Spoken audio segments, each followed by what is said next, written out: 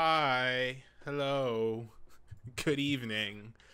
Welcome to session 3 of Stream of Blades. My name is Rudy Basso.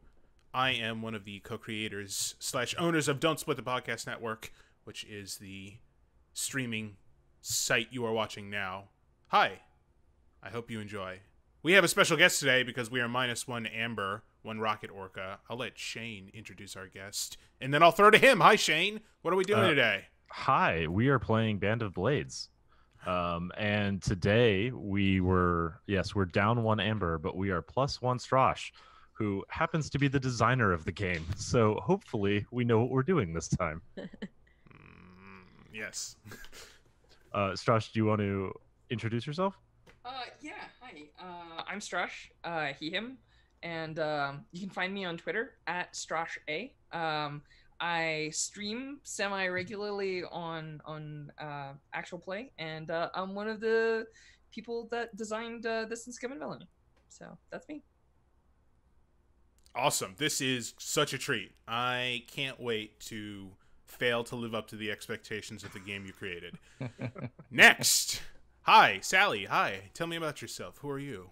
Hi, Rudy. I'm Sally. I'm also very excited that Strash is here. I am at Sally T on Twitter, and I am the co-host of a podcast called The Struggle Bus, where we talk about mental health and we give advice, and it's real fun. I know. She, her, by the way. Fun. Oh, yes. Also, I'm he, him. I forgot to mention that. And yeah, me too. Lastly, but not leastly. I mean, maybe leastly. Definitely a word. It's an illustrious company. I don't know. We have I-Hsien. Tell me about yourself. Who are you? Hey, everyone. I-Hsien here. He, him. Since Shane didn't mention it, I will. I am the co-host, along with Shane here, of the Total Party Thrill podcast, an RPG discussion podcast where we talk about how to run games, how to play in games, how to make your games better. And we've got 215 episodes, so come on and listen. You can find the show at TPTcast or TotalPartyThrill.com. You can find me at Evil Sans Carne on Twitter, or I guess also at I-Hsien Sherwood. Hey, I got a lot of Twitter handles. All right, no one likes a braggart, but I also have so many sock puppet handles. Oh, yeah, I like me constantly. That's how you win Twitter. Okay, so yes. Shane, take it away with today. Can you give us a short what did we do last week, and then tell us what we're doing this week, maybe? Yeah, sure. So last week, you may recall that we, having rescued the commander, we marched to the Western Front, and then the Corps Undying flanked Bone Render's attack on the outpost. So the Western Front, remember, was just sort of this decommissioned outpost. What was left of the army was kind of regrouping there before they march on further east, and it was under attack by Bone Render, and so you were able to flank them, and then you also sent the Ghost Owls to locate and sabotage a bridge across the Tigurius River. You located the bridge, you found there were Knights of the Black Oak managing a workforce of Aldermani prisoners, and then Arun the sniper and Slippery Peter the jerk all right. Sorry, that's Slippery Peter the scout. Assassinated 2 engineers while the squad of rookies rushed in and planted an alchemical bomb that destroyed half the bridge, anyway, the near half of the bridge. And then the hero of Operation Emerald Peak, Katatinka Keen-Knife, led everyone to escape through the woods and fought off Render's hounds to save Slippery Peter's life. And in the process, we also lost... But is that right? Can I not pronounce things? Katanika, you're right. Damn. And then in the process, we also lost Reyna Aurora Zardani and Silver Charging Grove, both of the Grinning Ravens. They were lost in the flanking action against Render. Operation Grasping Arrow, for anyone who's keeping track of our mission names, which cool I personally am. Yeah. So at the end of that, we then marched on to Plainview, which I think is where we start today. So I think there were a couple things that happened that I don't know that we really resolved. One is we had that scene at the end where Katanika and Slippery Peter kind of got into it. and basically Katanika balled up Slippery Peter and threw him in the trash. But Before getting high on Dream Moss. right. Before getting very focused on Yeah. But I don't think we heard anything about Operation Grasping Arrow. So why don't we do just like a quick free play scene of the troops returning to camp after that, because that was ultimately successful, though it was a successful action in the history of the Grinning Ravens, but it did cost 2 of the new recruits. So why don't we kind of you guys can kind of pick anybody you want, right? You could be Grinning Ravens, you could be others, you could be I think Red Raging was on Red that, Raging was on Yeah, there. Red Raging and Ananika. Right. So why don't we have that scene before we kind of get into it as a warm up? So this was a morale booster, though, right? Or it broke even because we lost 2, but we gained 2 from succeeding on the mission. Yeah, and it was a proud moment, right? I mean, this was a big win, so- because you basically rode into the Western Front as not quite liberators, but you broke what was sort of a siege. I think it might be. I don't know. I'm trying to think. I feel like even if you won a victory, to come back to the shit that was the Western Front is kind of like a bummer. You know what I mean? Just to come back to the mess that it was. I think Red Raging is coming back carrying the body of Silver Charging Grove, and this is the second Panyar rookie that she's helped, who's died, that she's helped bring back to camp. And she's Panyar herself, so she's, I think, pretty bummed out, even though it was a successful mission. So can we frame a scene then of Red Raging coming back with the body of Silver Charging Grove? Yeah. And where would Red Raging go? And then we'll kind of pick parts around that. I think she'll find a quiet spot. I guess the Western Front is pretty barren and kind of a bummer, right? So there's probably not much greenery to be found. No, this part has been pretty blighted. It was a military encampment in the best of times. Yeah. And it's been fought over for the past 3 years pretty aggressively. So okay, well, so I think Red Raging is just going to try to find a quiet place, kind of off to the side of the camp, to do some kind of a Panyar funeral rite and do something respectful, preferably with some sort of something from the natural world, but probably not because of the location, and just kind of tend to the body alone, unless anyone is following her. So Ash, the spy master, also Panyar, will basically sort of be there when she thinks she's found a secluded spot. She sort of turns and there he is, and he'll join in, and then he'll sort of go through the motions of the rites, right? He's not religious anymore, but he'll also begin digging a grave with his bare hands, very specifically, with his hands rather than with any tools. So is this maybe a coming together of a handful of Panyar in the company? I like that. I think it can be. I think that's cool. Is that maybe, is that a thing that Panyar do? Sure. I mean, can we say that it is? Yeah, that's why I'm asking. yeah. In that case, maybe Azure Sign Grove comes over and joins as well. Yeah, I like that. So I guess Rudy and Strash, you guys, why don't you create 2 new rookies, and we'll figure out what squads they're in later. But let's name 2 rookies that are also Panyar, and let's all play Panyar then. I sure do need to open that character name creator. Okay, here we go. It's in the chat. I know. Thank you. Got it? Okay. Let's see. I am. And while you guys are doing that, have we decided the deed name, the third name? If someone has the same as another, have they accomplished the same deed?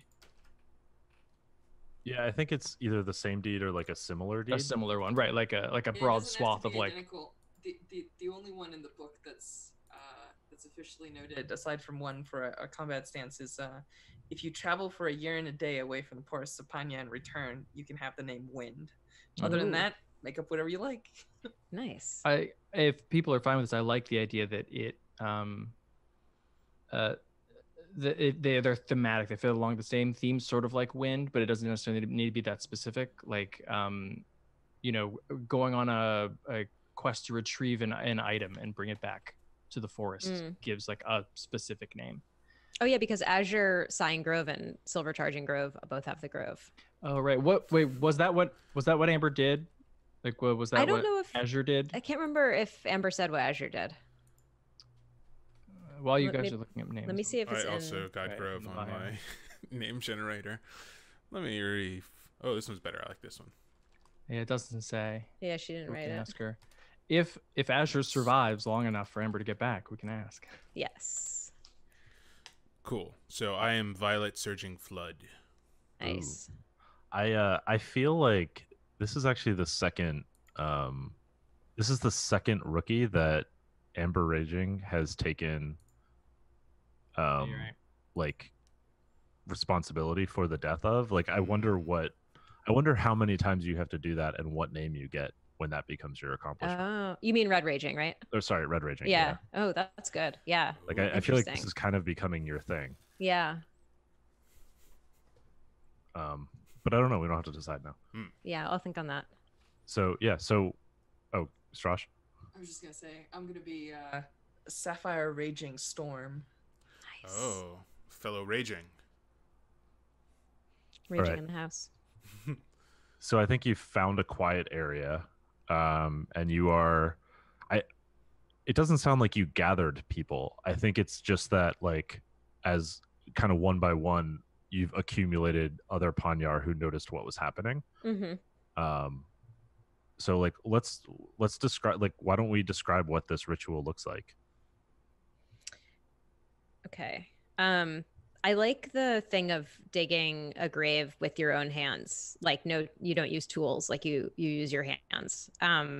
Like it's something that you do to be connected to like the person that has died and also to the earth, that you just like, you grab the earth with your hands and you move it out of the way. So that's definitely a thing. And I kind of wonder if like there's some silence involved, and as just like a kind of solemn rite of like recognizing the, like just like respecting like the decorum of what, a funeral, but not totally in silence.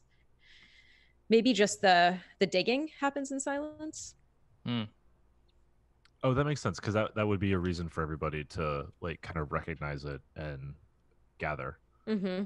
Right. So that'll give you like, I don't know how long it takes to dig a grave, but with your hands, I imagine probably an hour at least. Yeah, probably a good little while. What was the name, or what is our lore keeper? What race is he? Good question. Didn't we say last week? I don't Didn't remember when I. I might have written it down. Hold on. I don't think he has. I didn't write one down. Okay. So if I specified one, it was actually by mistake. Okay. But I was kind of envisioning him as not being from one of the Imperial. Oh, okay, cool. I dig it. Yeah. I wonder if he comes over too, or if he respects the Panyar-ness of what's going on. He does not. Okay. So what else do you all think? I think- Digging in silence. Yeah, some sort of marking to like remember the grave that has like an earth like element to it, or a forest element to it. And since we're in such like a shitty area, I don't know what it could be. Oh, maybe Red Raging can. Oh, sorry. Go ahead, I-Hsien. I was just gonna say, I like that idea. Has it changed since Oh, yeah. King has been raising undead? Because if it is obvious, then all we're doing is telling him where to find new bodies. Interesting. I was gonna say that like Red Raging might tear a little piece of her. She wears this cloak made of softened tree bark, and maybe she just like rips a little piece off and puts it on the ground, which would probably like blow away or not be that conspicuous, but it's just like at least a fleeting. Yeah, it's about the symbolism. Of it. Cool. Yeah. I like that. Yeah, that's an interesting aspect. I didn't even think of that, I-Hsien. I have a suggestion. I think the burial is traditional, and so you still dig the grave. Mm-hmm. But I think in response to the Cinder King, it's safer to burn the body. So instead, what Panyar have begun doing in the past few years is they carry like, how there's like seeds and acorns that require like fire in order to actually open. So when they burn the body, they place one of those seeds in the fire as well. So it's kind of a rebirth. Love it. That's really cool. And it's like replanting the forest kind of thing. Nice. I like it. Real good. Real good. Yeah. So for 2 or 3 years, we actually don't know where the grave sites are, but with some luck. Well, I think you still mark the grave, right? Like you dig the grave, you mark the grave, but you don't put the body in it. I like the idea of not marking it at all, and you just hope there's a tree. That's cool. Okay. Yeah, I like that. Okay, so cool. So like as you start digging the grave, and then I think like the rest of the Panyar come and like assemble what's needed for a funeral pyre, which is probably more even of like a legion thing. And then like I guess, what do you say? What does Red Raging say as she like kind of conducts this grim ritual? Red Raging is going to... Does it make sense that all these different, like there's a language, like upon your tongue? Totally. Okay. All right. So I think Red Raging is going to, in Panyar, say a traditional, like a mourner's Kaddish, but Panyar. And it's just like, it's a few lines, and it's, something about, coming from the earth and going back to the earth, and, being part of the natural world and nature. And I think, she's kind of going through the motions because she's feeling kind of despondent to have to be doing this again. And so she's dry-eyed, she's not crying, she's not delivering it with a tremendous amount of feeling, but it's not because she doesn't feel a tremendous amount. It's because it's become a lot. So she kind of says this like prayer, kind of in a low voice, almost like a murmur, and then just hangs her head. Yeah, I don't think you really need to say a lot either. I think that, it's on One Eye to give the kind of real memory speech. But One Eye would do that in front of the whole Legion. Yeah. Right? Right, this is just this is private just like a private thing. Dirge. Yeah. I think this is a small thing. Does this usually... I'm trying to think. I think like maybe there's like almost like a modesty in, saying the traditional thing and noting that it's part of your journey. Like you go on to the next stage, and it's important to mark that. It's like a rite, but it's in Panyar culture. It's not traditional to stand up and do a whole big thing about the person being heroic. It's like almost kind of like, it almost like profanes this like important, the person who has died is like embarking on like the next part of their journey, and almost like profanes it to talk about how amazing they were in life. And so that is not something Red Raging would do in this particular little ceremony. Gotcha. Cool. Yeah, I like that, because it's like you, as a culture, literally wear your deeds as your name, right? So like, why would you have to talk about that when you die? Because everyone knows what you did. Like, it's in your name, right? And sometimes on your face, or what? Right. and like you survived the force for that 12 years before you got marked, right? So, right. Yeah, there's no point in talking about your bravery. Cool. Yeah. So what do we? I mean, how do the Panyar gathered acknowledge each other as like having taken part in this? Like, do you say anything to each other? Can I jump in here? Go for it. Yeah. Yeah. I think there's like the silence during the digging, but I think Sapphire Raging probably came from like maybe my mom was like a priestess of Nyx, so I probably sing like the traditional like Song of Mourning or whatever it is. But I think previous to this, like when people were buried, you would take like a handful of that dirt, right, and like put it in a pouch and carry it with you, right? And I think that now maybe I do the same thing with the ash. And like traditionally Panyar would like mark themselves with the earth, but I think like I place the same forehead mark with the ash of the dead person. I like it. Same. Yeah.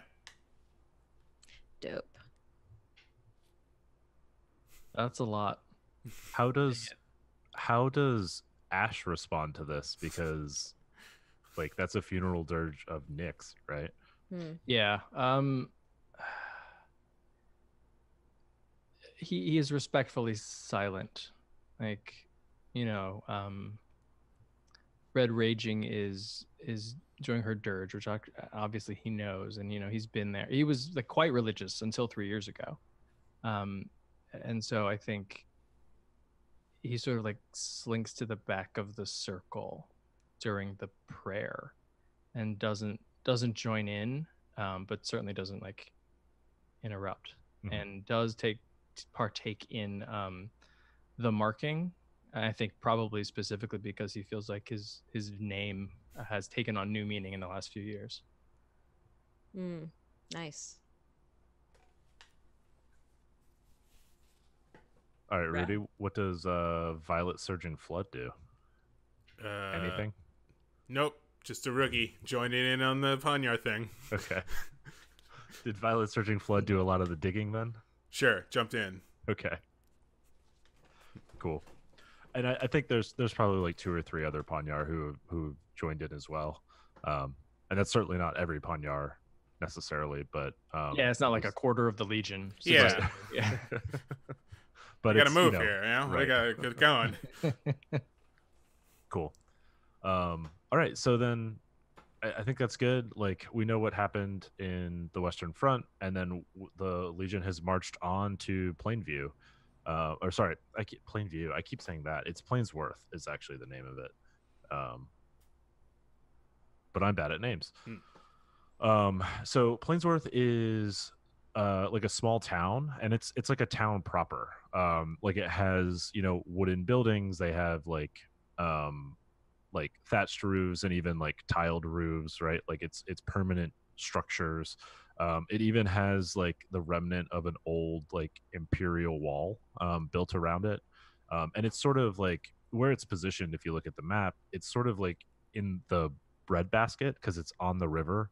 So a lot of goods traditionally like would flow through Plainsworth on their way like onward throughout the empire. So it was kind of centrally located, and therefore it was pretty prosperous. Nowadays it's like just a very provincial kind of village, and it's become very superstitious.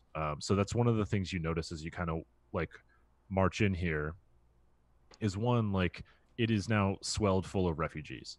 Like, you know, you are a military company on the march. You are not the first company probably to enter Plainsworth today or this week, and there are soldiers all over the place, but any space that isn't occupied by soldiers is occupied by refugees. They're kind of cowering in alleyways. They are taking up public squares.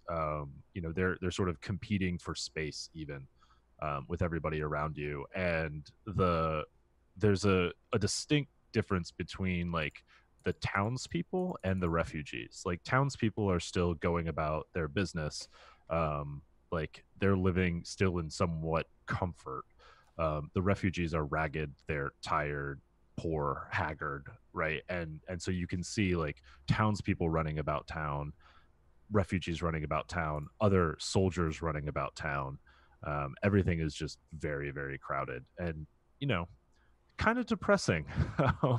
Like there's a tension knowing that, like, you know, the battle swept across once. The Eastern Army drove the Cinder King back once. These people survived basically occupation by the undead, right? And then were liberated and now are at risk of being lost again. And like specifically like their superstitions, like you were immediately kind of getting the sense that like the banners you're flying, like the very like imperial tradition that you espouse as a legion, isn't flying very well here. Like what is sort of a big source of pride of like the history of the Legion for you is sort of a liability here, in that they see like you as like an imperial remnant of a time that was far worse for this region. Interesting. Do I know? So the first time we passed through it, was there like issues of loyalists to the Cinder King still in town? Do I feel like we might be ambushed or threatened by some sort of underground enemies? So I don't think loyalists to the Cinder King is a real big problem. Okay. Because the Cinder King is pretty evil, and Sure, he has an army sure. of the undead. And when he occupied this area, like everyone were basically prisoners and or like basically enslaved, right, to Okay. serve. No one was his like, army. this is pretty good. I like No. the way things are going. No, I mean it's not as like mindless as like Borg assimilation, right? Okay. Of course, like Sure. the Cinder King wants to rule as well, right? And there are real resources that are necessary, and you can't just kill everybody. No elder elemental evil cultists here. Yeah, no, it's like the Cinder King's army was not like that. They intentionally left people alive as prisoners, right? In order to continue like providing logistics and supplies to their army. But there's no love lost with the Cinder King, right? Like atrocities were committed. That said, like, you know, everyone was hopeful and saw you as liberators when you came across, and now everybody is sort of figuring out what they should be doing and whether they can trust that you're even like putting all of your effort into defending them, or if you're just going to run like so many others have. It's that one. It's the second one. Yeah, no, for sure. You're like, and I mean, I don't even think you guys are necessarily hiding that fact that you're not going to make your final stand here, you know? And so like people don't trust you because in a lot of ways you're not that trustworthy. I mean, the Cinder King sucks though. Yeah, no one's like, well, the horses run on time, so that Cinder King guy is okay. Yeah, no, it's not like that. All right. Just quickly, I think Arun, the Barton sniper, he's like a nice, friendly person. But you know, he understood that last time we had a choice of missions, the one that we decided not to go on at all was the refugee mission. Right. And I think, you know, he understood that like that was the right tactical decision. He didn't love that idea, but now that we're here in front of refugees again, he like it's beginning to get to him. Like it hurts looking at these people and knowing that like we are definitely just leaving as quickly as we can. Yeah. So I think this is also going to be the first time in probably a few weeks that you have actually been in a place that is secure enough to not have to take like an actual guard rotation. Like the city, like the town itself has enough soldiers guarding the wall that you're not necessarily obligated to do that. So this might be your first chance to have real like R&R. And like this town is large enough that there are taverns and brothels and like other things to do with your time, right? If you were to camp here for longer than, you know, a day or two. You hear that, Baron? Oh yeah, we should introduce Strosh's Yeah. Yeah, we totally should. character. Gotta Well, get yeah, his so- character. Oh, So that's interesting. Yes, So so yeah, let's say that, you know, we have marched in. The quartermaster has run off to talk to some of the generals of the other like regiments and battalions that are here.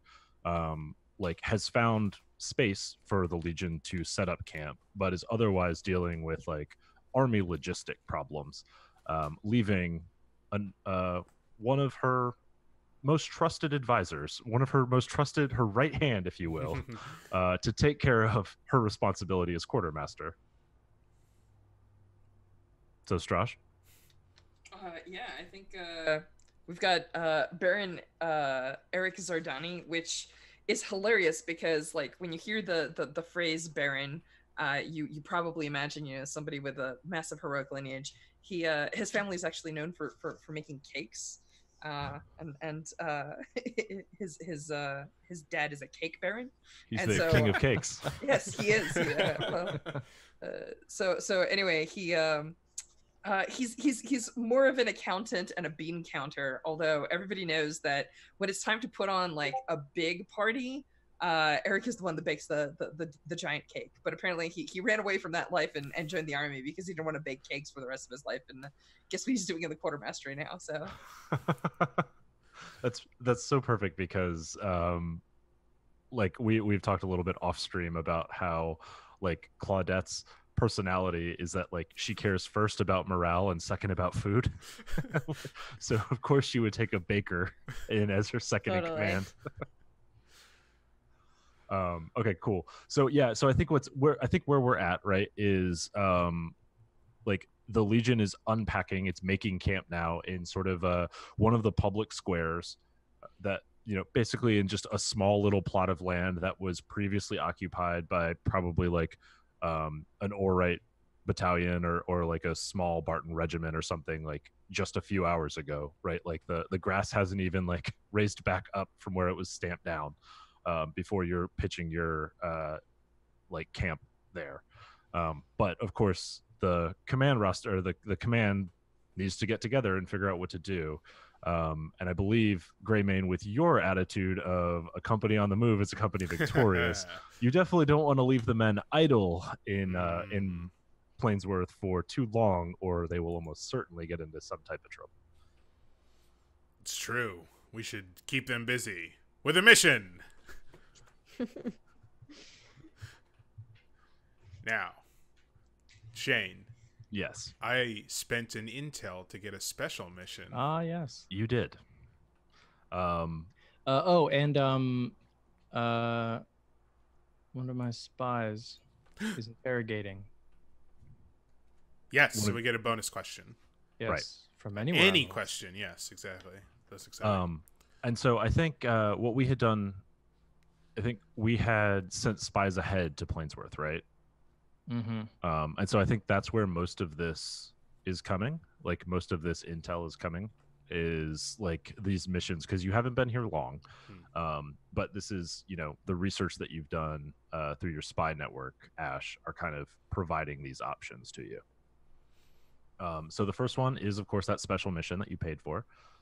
This is a supply mission. Oh, okay. So nearby is a storied place from the Legion's history.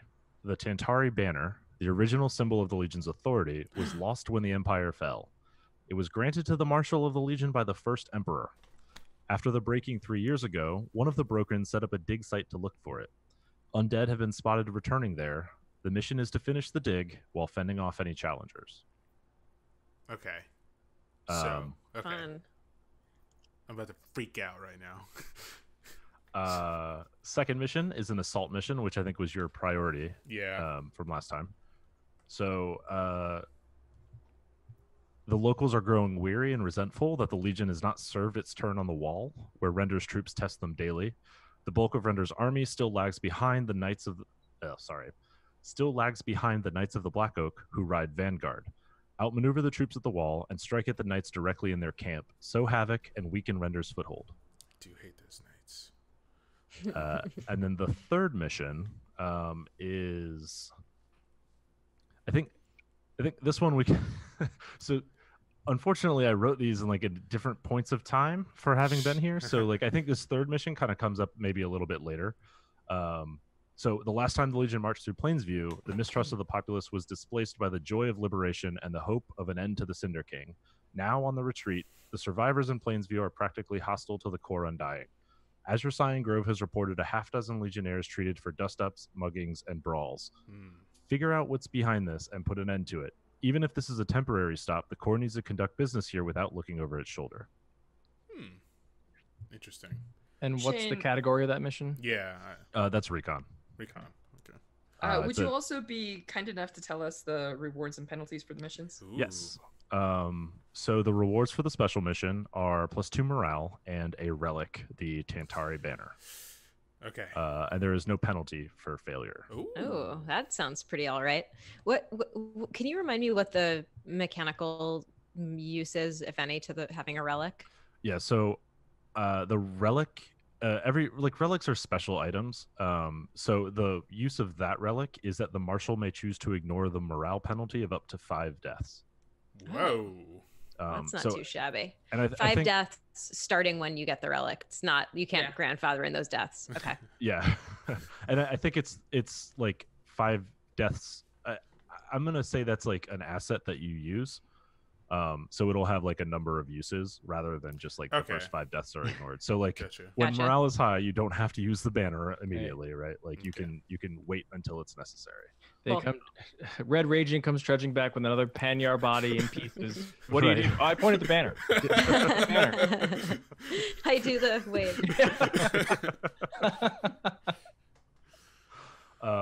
For the assault mission, mission 2, that will be +2 morale, +1 intel, and the penalty is +1 pressure. Hmm. And for the recon mission, the reward is +1 intel, +2 rookies, and Ooh. the penalty is +1 time. Okay. Interesting. Okay, so And I would like to politely request that we do the special mission Yes. as the primary. I have spent the intel, and I have lore. Greymane loves the history of the company. He was a leader of the Shattered Lions, who were his most prized possession is a tiny, tiny, tiny patch on his cloak that goes back to the original Shattered Lions that had a very like beautiful kind of crimson. It's now very dirty and tattered, and it's been sewn into his main cloak. But the idea of finding an ancient banner is super alluring to him, and he's positive that the men will, just seeing it will bring their morale up. He thinks it'll be +5. It'll be +2, but he thinks +5, and who can turn down +5 morale? So that is definitely where Greymane is leaning. I mean, it's almost like it's a +2 and then a +5 to be named Yeah, later. It's true. It's true. Oh, true, true. He's yeah. got 5. It's just bumping around in his head. He's not sure what it applies to, but so I definitely want to go on that one. I think a relic would be good as well. So the pressure one, I'm not worried about that because it's a wash because we still have Zora, so it'll bring it down if we fail that. I'm worried about the time one because we're already closing in on the end of summer. You say Which that you're one? not even halfway, Rudy. What are you talking about? We're more than halfway. broken gets stronger. Yeah. Broken gets stronger. Yeah, the last 2 again, the recon and the Assault. Yeah. the time penalty was the recon. Was on the recon, yeah. And the pressure one was on the assault. And we can potentially get 2 rookies out of the recon, yeah? That's true. Yep. The assault sounds. If I had to pick missions for fun, the assault sounds super fun, but the recon has worse prizes but worse penalties. And I think that if you're, this is where we get to see what kind of commander you are. Do you choose missions based on how badly it hurts us, or do you choose missions based on, cookies? Cookies are delicious. Or Big cakes, cookies. one Big might cookies. say. Yeah. I am very concerned about time. That's fair. Yeah. That's. I mean, being cautious is fine. Yeah. I 'Cause the think stream if is there is scheduled a for 12 sessions, and if we have to end if there is a meeting and Oh, of Baron course. Zordani is there, absolutely. his Okay. commentary is mostly like, well, the horses and the food is really good in this town. So if you could find us some supplies, and like there are no supplies to be found, but if you could find us some supplies. Yeah, so actually, I don't know that we talked about the special rules, but there is a special rule for Plainsworth that as part of the Aldermark bread basket, acquiring food and horses assets at Plainsworth is at +2 dice. So that's use of campaign action. Right? Yeah, That we doesn't affect the mission, haven't but done that. Right? just an FYI about getting food and assets here. It's easier. Yeah. Cool. And that'll take though- place after the mission phase, right? We still Correct. get to do our campaign phase here. Yep. Okay. And it also has an asset rating of 2, which is pretty good. Okay. So, okay. One of them gave us intel too. Did the recon mission give us intel? Right. They both give you intel. They both give us intel. Okay, cool. Yeah, one is intel and morale, the other is intel and rookies. So Ash, sort of, always smiley in these meetings. But sort of cuts to it and says, all right, if the goal is the banner, which I think it obviously is, then we care less about morale, don't we? Yeah. That banner. That's true.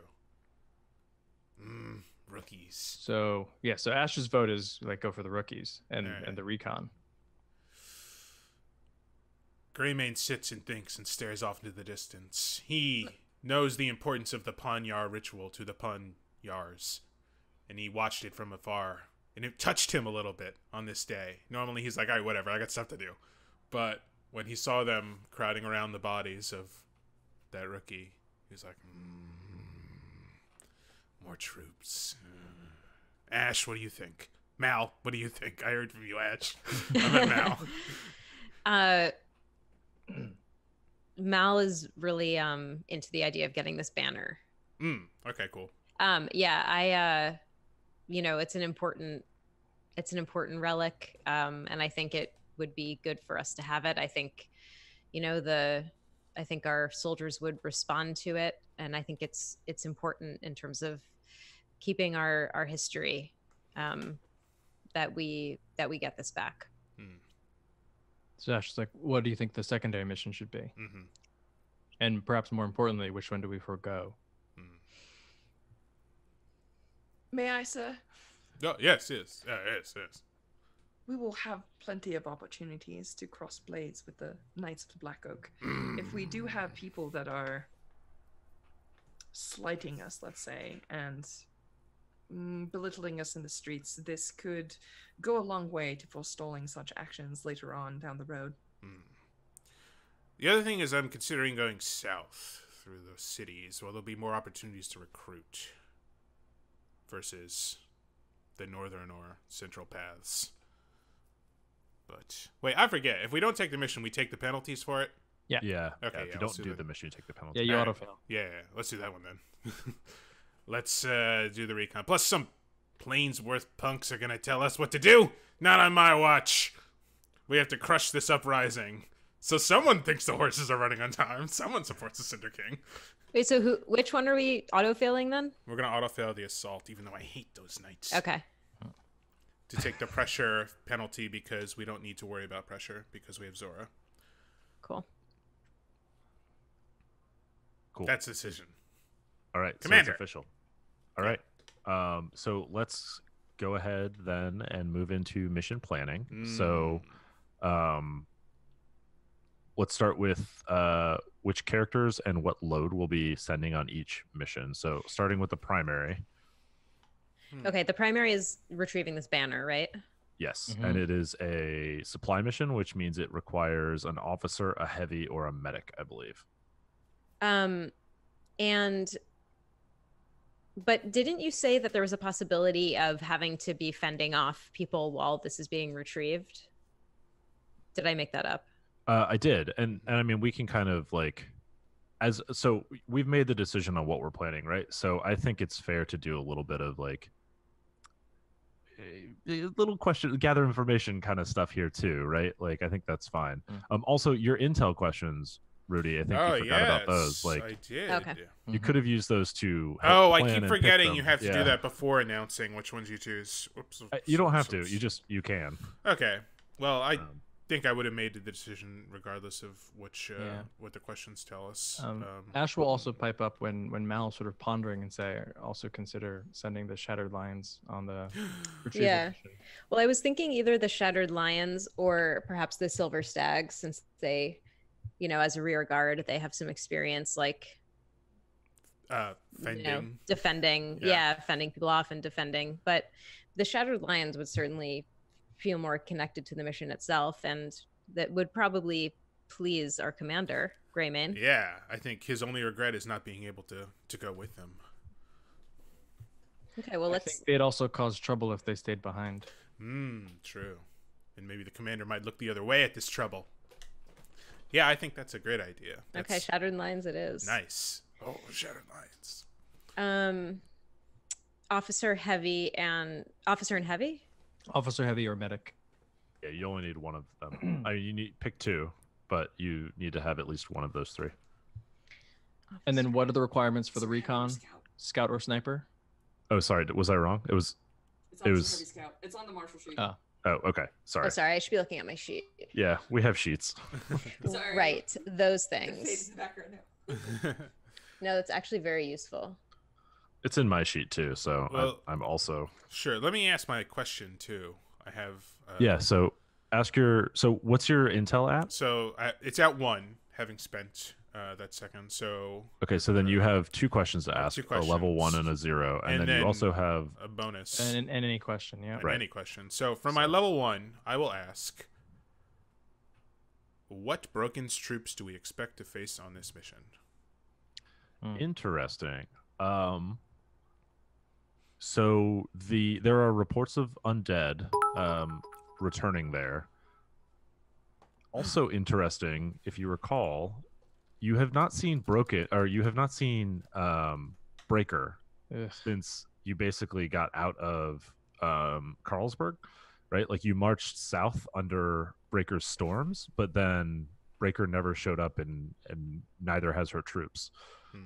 So the reports of the undead in the area certainly sound like hexed and burned of Breaker's army. Cool. Okay. Yeah. And that's like, I mean, you would, yes, if there were patrols of undead from Breaker's army, you would expect they would be hexed or burned. Okay. Noted. Okay. And my level 0 question. I'm going to go with what are two approaches again for this we could use here on this mission? Obviously we know where the objective is, but Yep. what are So- some of the ways we can get in there? So I think the two approaches are either wait for them to find it and then attack them once they've done it and steal it, or secure the site and dig for it yourself, and then leave when you find it. Gotcha. Okay. We just got a cheer in chat too from an anonymous cheerer. Ooh. Oh, Interesting. is that a user ID? I think you can, when you choose to cheer, choose to hide who you are. You just give a cheer. So we have an additional question, and also someone else gave us I'm trying to remember. We had something in our pocket that was a 100. I think it might have been a mission phase though. So, FYI. I think that's right. Yeah. And we said it can be either a 0 or a 1 question, right, Shane? If we get a Correct. cheer. Okay, cool. Yep. So I will use a 1 until 1. Anyway, so I think the result of the two approaches, right, is Yes. like if Yeah, so it's wait or go. if you basically. attack early, you Mhm. probably like have to hold it against more troops. Yeah. And if you wait later, you probably just have one battle against more troops. The idea of those disgusting undead touching our banner is, I don't care for it. So, kill them first. Oh, okay. we should also say thank you to Ladderboss who subscribed yes. with Twitch Prime. Thank you, Yeah. Letterboss. Twitch Prime.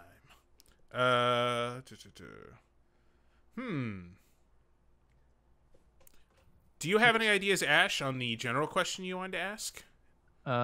Yes. And also I see one of the level 1 questions is what's useful to bring on this mission, which might be helpful for Mal. Yeah, that would be super helpful. Bam. Let me talk out right now. Like, I want to ask as high a question as I can, right? But a lot of the level 3 questions at this point are probably not quite applicable, or like not necessarily available. Like, what news of the Cinder King, or what is Yeah. this broken researching? Would be interesting, but we haven't really crossed any of them yet. And then the others are like, tell us about a lieutenant we've already encountered, and we haven't encountered any yet. So I'm looking right now at the level 2 questions, and I think one that is potentially interesting is, which infamous or lieutenant might we face on this mission?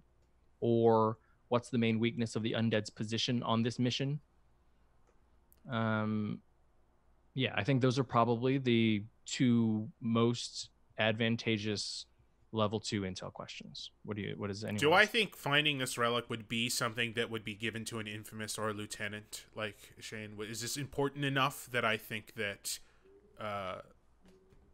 it would be given to someone high up, that high up. Or is this like something that we have discovered but they don't really know about? Yeah, exactly. So I think in Schrodinger's game terms, the answer is if you ask that question, obviously it's that important to them. Yes. Great. But I will also say you have treated it with this level of importance. Mhm. And again, you have not had any reports of what Stormbreaker's army has been doing. Mhm. This is kind of the first that you've heard of Stormbreaker in like probably a week or so since you recovered the commander, right? So, I mean, she's up to something, but she is the schemer, right? So if she is searching for some relic of power, it's probably important to whatever she's scheming. So then let me ask people, do we basically want to invoke an infamous or a lieutenant? That makes this much more difficult, but it does increase the threat level, which means anyone who survives gets more XP. Get all that XP. Right. There's also, I mean, you can sort of cheat this, right? There's a lower level question that's what's the highest threat level you're going to face? And then I'll tell you if there's an infamous or a broken before you ask the question. Or I mean, an infamous or a lieutenant. So, or it could just be, it's very useful to ask what's the main weakness of the undead's position. That way we can determine which approach to take, since we Yeah, have that two would be helpful. approaches. Yeah, and and it would be that helpful. leaves, that continues Schrodinger's infamous or lieutenant. Well, Ash, I leave it to you. It's your spy master who got us this question. All right. So. Do you have an idea of what the bonus intel question you're going to ask is? They're not great. Who's invested in this? What's a challenge we might face on this mission? I like what's useful to bring. Okay, yeah, definitely. Then what's useful to bring on this mission? Jade. Reliquaries are the things that reduce your reduce corruption, right? And Blackshot is more potent against undead. Mm-hmm. Either one of those would be helpful. Okay. And then Ash, of course, that is very much the nature of Breaker's troops. And then Ash will pipe up and say, and of course, any obviously marked Panyar. Wait, what? Wait, why is that? The marked trait for Panyar gives you bonuses against resisting corruption. Oh, sorry. Got it. Oh, okay. The trait. Yeah, if you selected it. Yep. Gotcha. So which question, Ash? What's it going to be? You know what? We are violence forward. So I will ask, which infamous or lieutenant might we face on this mission? Elia. Notice I did not have to decide. That one wasn't Schrodinger's infamous. So Elia is so your reports have almost no reports of any shadow witches. But you do have reports of hexed. You know that hexed do not do much without shadow witches nearby, which means there's only a couple potential lieutenants or infamous in Breaker's army in the area who could possibly command that type of thing. Also, this is important to you. Imagine if Breaker could hold up an ancient relic of the company as her prize. That's pretty important to her. She's definitely sending somebody important on this mission. Elia is notable as and I think either you have faced her directly, or there are tales of her from One Eye in the as the lore keeper can tell you. Her ability is that she can transfer herself between hexed. So she can actually move between hexed marks. Yeah. Basically. So she's extremely difficult to kill and extremely difficult to track as well. So we're all sort of gathered around in our makeshift headquarters, and we're sort of figuring out what missions we're going to take. And the spy that Ash sent to interrogate was Crimson Vexing Gale, his Panyar, who shows up at the door. We obviously have security, but he just shows up because that's what he does, and he just hands an envelope. He's covered in dirt, and he's obviously traveled long distance, but he hands a crisp, clean envelope to Ash and then just disappears. And Ash opens it up and like basically like slumps, sighs, and then just sort of like throws it on the table and says, "It's what's the name? Ilia." Elia, yeah. It's- Elia. It's Ilia.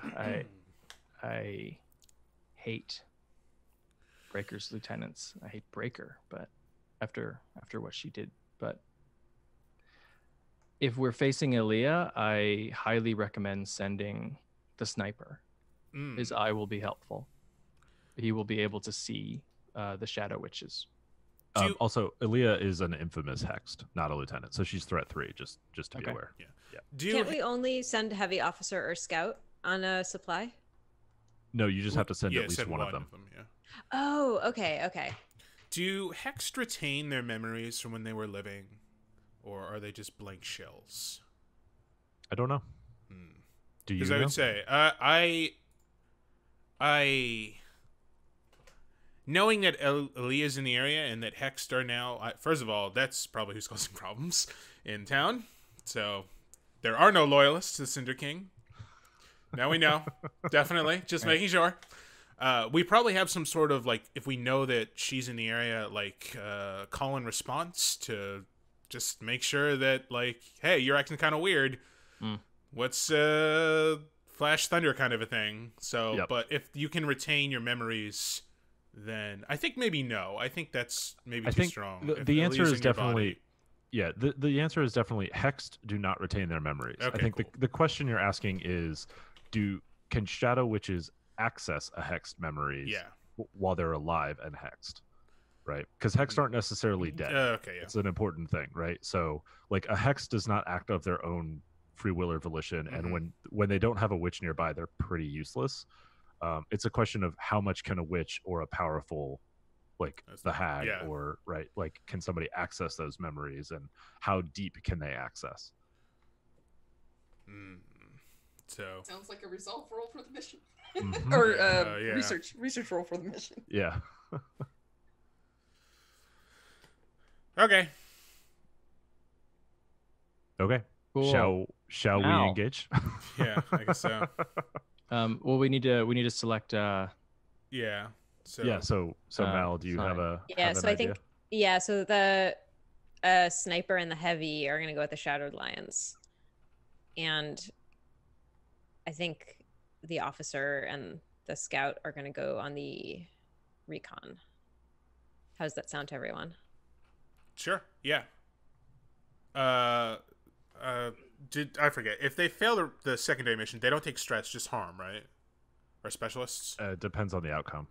Yeah, they can even succeed and take harm. Yeah. Okay. Yeah, it depends on what you roll in the Because engagement. Slippery Peter did have a couple stress, but everybody's healthy, so Nobody cares about him. no. Yeah. Oh yeah, no. The outcome of the secondary mission is not. It's death or harm. It is not stress. Okay, it's not stress related. Yeah. No. Okay. Are you sending a medic? That's a fine question. Oh, right. Yeah, maybe probably on this primary mission. Yeah, I think it's good to take the medic. It's getting a lot of action. Yeah. Are we I feel like the ghost owls are once again. Well, no, maybe not actually. Yeah, maybe. These ghost owls are not getting a lot of rest. Oh, for the recon mission? Yeah. To sneak out. Yeah. I mean, you could send. Well, we could hear me out. We could send.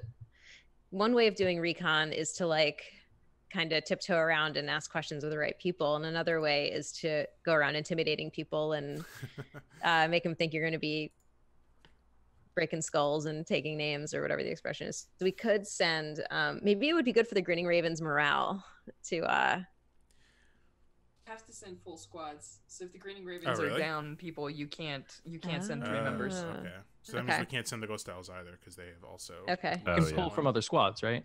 Yeah, you can reform, but bear in mind that a squad is people that train together, eat together, live together. So if you randomly throw people into the mix, it can cause morale problems, or they may not function correctly together. It's something to consider.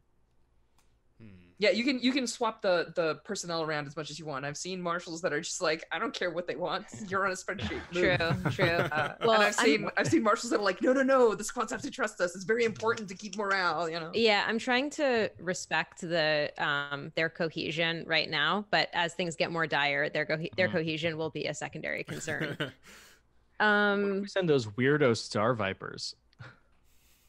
Yeah, we could They'll do do that. some woo woo. They'll figure it out. You know, I mean, they'll that read does make people's- sense. Yeah, they'll read some auras. They'll get in touch with some or whatever they do. I don't know. whatever it is they do. If you're worried about hexed, right? Like that, they're not Okay. bad people to send.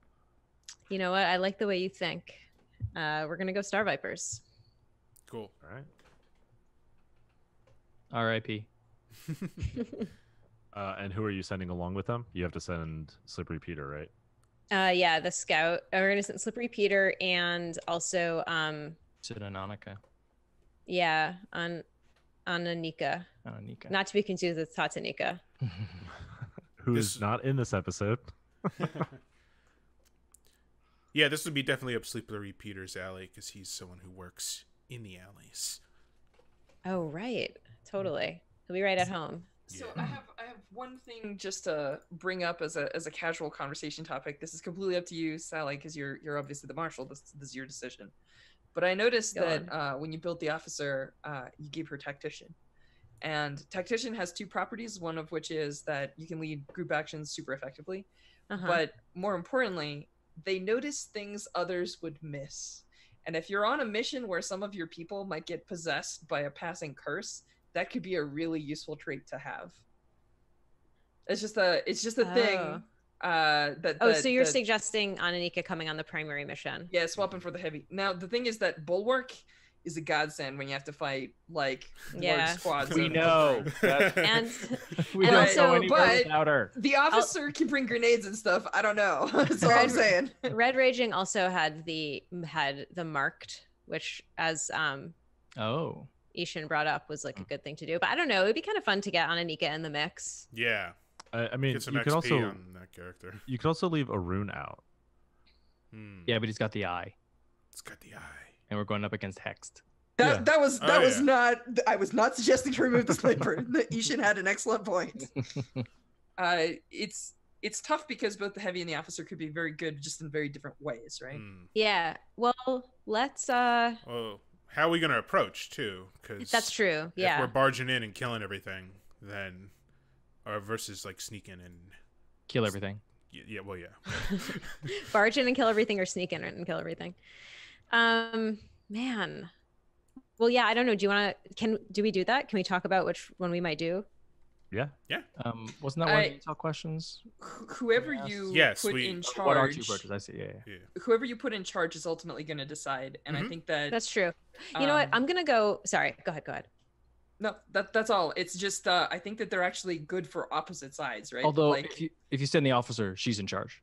Yeah, I'm gonna send the officer because this particular mission has a little bit more. It's not just like when we went to grab Greymane, it was like go and grab him, get out. This I think requires a little bit more finesse in terms of planning and angles and figuring stuff out. And for that reason, and also because we haven't gotten to meet Ananika yet, and I think it'd be kind of dope if we did. I think we're gonna go Ananika, Arun, and the medic. Okay.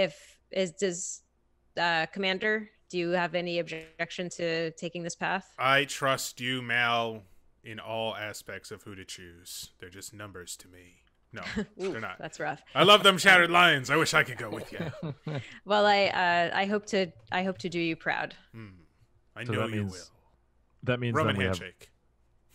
That's how we shake hands, Roman style. that means we have Slippery Peter and Red Raging on the secondary mission, Yeah. and we have all 5 specialists deployed. Cool. All right, Quartermaster, are you spending Deputy any... quartermaster? Sorry, Deputy Quartermaster, Baron, are you spending any resources to help the engagement? Did you bring those petty fours that I really like to the meeting as well? Could you scrounge up some ingredients for petty fours? Oh, it's Josh.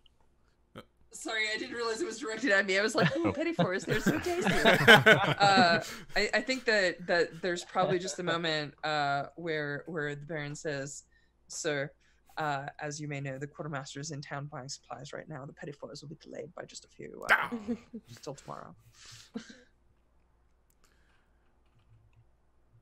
And what of the supplies? Supplies for the mission. My bad. For the mission, yeah. So this is an assault mission, or sorry, this is a supply mission. I think what happens is, so let's have this conversation real quick. We know who's going on the mission. Do the sniper and or the squad and or the officer have any opinions on what they might need? Because I'm thinking about sending some fresh, like, Plainsworth food, because like if they're going to camp out and wait for the undead to do most of the work for them while they study them, I'm gonna pack like a week's worth of food for them, because this is a supply mission and providing food is one of the ways that you give +1D. And we have tons of food. We have so much food, so I'm definitely doing that. That's good. Yeah. Also, sorry, is it a reliquary? We don't have religious supplies that I saw. Okay. Yeah, do you remember how everyone decided that religion was stupid? Yeah. Okay. One person was particularly vocal. Wait until you find out that the officer is just gonna bring reliquaries anyway. But I think yeah. I'm sorry. We have not acquired any religious supplies. I have nothing in my stocks. I cannot provide it. They're mostly useless anyway. On the other hand, I was thinking about just like. I would like to give some black shot to this mission, because we could potentially be fighting a lot of undead. Yes. But I think that that's going to have to come down to like on the mission itself. I think my argument to that is, in particular, if we're talking about hexed and the living, regular bullets are probably going to be just as efficient. So trust in your sniper in case there's anything key to shoot, but otherwise, he always brings black shot. Although I forget, did we fill that clock last week for the project to make fine black shot bullets? We did not. Okay. No, you did I not watched get that it. episode literally like this week. So Yeah. You didn't get armor piercing black shot. I think we got just one. started it. Yeah, you have one tick on it. Oh, bedroll. They also aren't armored. They're just people. Yeah. Well. Right. Breaker's less scary. It's we need those for render troops. Yeah. You also, by the way, have not finished the Juicero. Yeah. Well. So, couple irons in the fire. Okay. Okay, so we are spending food, and then for the secondary mission, are we spending what's the useful thing there? It's recon. So, are we spending horses to give a die there? Do we have horses? I thought we spent our horses. Yeah, we do. We have two More ticks of horses? horses remaining. And I think that I will, because Plainsworth is where you want to resupply with horses. Plus, secondary missions is really where you want to. That's they come down to one roll, so you want to give them as many dice as you can, and so that's what I'm doing. I'm gonna spend the horses on that for sure. My horses. So I'm a little confused. This is our third campaign phase now, right? This is your third mission phase. Mission beginning. We haven't done the third campaign. Oh, right. Okay. Yeah, you do mission first. Yeah. Normally. Gotcha. Yeah, it's hard because these kind of okay, cool. So, is that it then? Mission begin. Yeah, I think. So choose who's playing whom, and let's get the sheets distributed. So. All right. Yeah. So we have Ananika, the officer. We have the sniper and the medic. And then some rookies. So I-Hsien, you should stick with sniper, I feel like. I'm totally fine with someone else playing him though. Hold on. So we haven't seen Ananika yet. Yeah. Like, Strash, if you're cool with it, yeah. Like, I kind of want to see you play Agreed. Ananika because we don't know anything about her. I'm in. Okay, cool. She's like a mini bio. Right. Oh, I'm gonna play a Shattered Lion. Do we have any Zemyati Shattered Lions? We don't have any Shattered Lions made yet, so whoever plays a rookie can make one. Guess what? He's the nephew of Greymane. Wow, nice. That guy's definitely dying. Does anyone want to play Arun, the sniper? Not particularly. I don't really. I feel equally confused about how to play mechanically, how to play the sniper and the medic, so I'm happy to do either. Conveniently, we have the designer of the game to help you if you True. have questions. True. I am happy to answer any questions. But you should Normally I'd be like, let's swap, but now I'm also worried about playing Azure with Amber not here. Yeah, that's true. Okay. I'll go medic. Cool. All right. Against my better judgment, I will take Arun the Sniper again. Perfect. Cool. Amber, I'm gonna do you proud. Or just do I'm not do you. That's not Phrasing. sorry. Yeah. Okay, cool. Okay, so I'm going to give you a sheet right now, Rudy. Yes.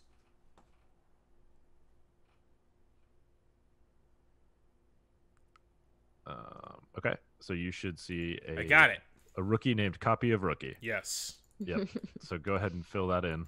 You don't get a whole lot of options, so it shouldn't be too bad. Okay, cool. Okay, cool. So let's jump over then to the mission. Are we good? Are we good? Should we do a fortune roll then move to mission, or We have to do engagement roll, right? or engagement Yeah, we roll? should do my fault. engagement roll. Yeah. Yep. Oh, I want to name the mission.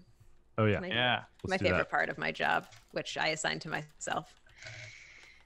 Okay, so the primary mission is going to be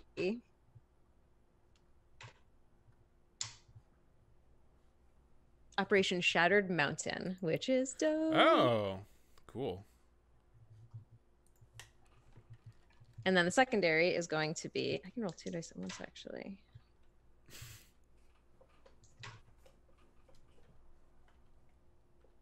Operation Broken Hawk.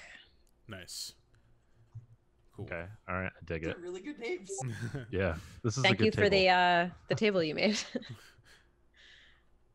Okay. Cool. So let's do engagement then for the primary mission. Okay. I'm going to ask you some questions. Yep.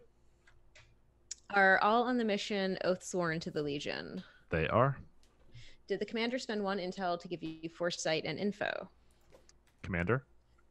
No. No. No, just for the special. No. Is everyone on the mission a specialist or soldier? Definitely not. Does any Legionnaire distrust the leadership or not fear them enough to obey orders on the battlefield? Not yet. Oh. Um, No. I liked Rudy. Yeah, no, I like Rudy's reaction. Are required specialists or equipment not on the mission? No. Okay. This is a supply mission, right? Yep. Did the quartermaster spend food to equip the mission? Yes. I did, sir. Is the current pressure higher than 2? No, I think it's 1, right? It's 0. Oh, 0. It should be 0 until after this mission phase. Yeah. Yeah. Cool. Okay. I think that's it. So Yeah. 3 dice. 3? Right? No, 2. I have 2. 2. You're right. A 5 and a 3. Hey. All right. So risky position. All right. So I do need to know which approach were you going for? Was it the attack, hold, and dig, or was it the wait patiently and then attack all at once? It's attack all at once. I think that the tactician's gonna make the call, and it's gonna tell everyone to get ready for like heavy in, heavy out, right? Like we deploy, we get the thing that we came for, we get the hell out. Like we don't need to annihilate every single one of those undead. And so we're gonna camp out, we're gonna watch them when they get the stuff and they try to move it, we're gonna hit the convoy. That's the plan. Guest stars are always so reckless. What are tonics? Oh, load. Yeah, I'm looking at load. I'm trying to Drugs. decide. Okay. It's painkillers, antibiotics, like whatever, like it's vials of like different medicines that you have in your Okay. kits. And you use them to reduce harm. They don't if you have the skill for it. What ability Okay. does the medic have? Yeah, she has chemist. First aid and chemist. All right, So you got a chemist is bandolier. amazing because you come without chemicals. You get a free bandolier that you can like just whip out some like awesome potions out of. Okay. What was the other one? First aid. Yeah. First aid and attaché. So let's, You can I spend still 1 have use the- of tonics to remove appropriate level 1 harm from any one person on your mission. there you go. Nice. So they will heal level 1 harms. Okay. And that's on my bandolier. What does the bandolier contain? It There's has a spot on your sheet. Yeah, it has empty slots, and if you look in the top kind of middle left-hand corner of the inside of your sheet, you'll see a list of different little chemicals. They're also on page 72, 73, 74.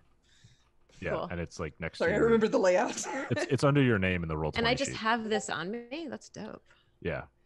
You paid for it. Like, it takes 8 XP, and now you can have a couple of little, like, alchemicals on you every time you go on a mission, because you've been qualified to use them. You know how to dose them properly and adjust them to different people. And they're rare enough that the Legion doesn't want to just, like, hand drugs out, to people. Just be like, I don't know, just pour it in your eyes. It'll be fine. Okay, sweet. Right. So you just get the free bandolier and you're under utility. So you have 4 uses. You just mark the bandolier for free and then choose 2 others. Awesome. And then also, what load is everybody taking? I was gonna say, officer. It sounds like we're just going in heavy, going in fucking people up, right? I love it. Yeah, go heavy. If we see something or spot something that tells us that we need to, like, go lighter, it's okay. We'll drop some resources behind. The quartermaster will be very angry at us, but we'll make do. But yeah, go heavy. Bring your armor. Bring your weapons. Awesome. All right, so this is risky, right? Yes. Is where we start? Right? Yeah, 5. Yep. 5, yeah. Okay.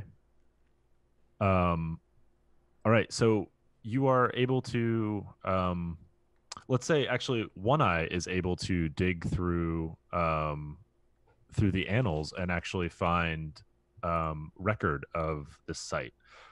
He says it's very difficult actually because the annals of this period were written in an earlier form of the imperial language.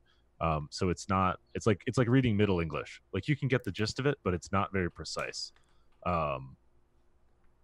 And so, but he's like, he tells you that you are looking for an old chapel that was old at the time, and it was buried beside the chapel. And he's able to give you a rough estimation of where it is.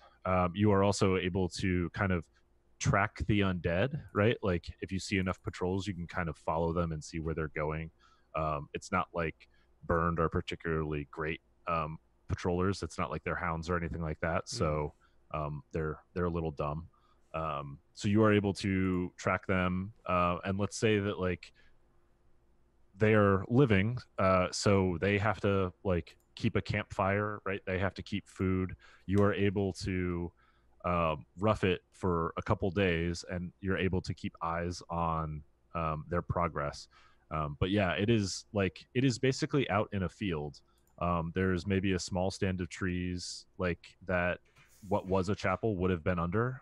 Now it is little more than scraps of the outer walls of this little humble chapel.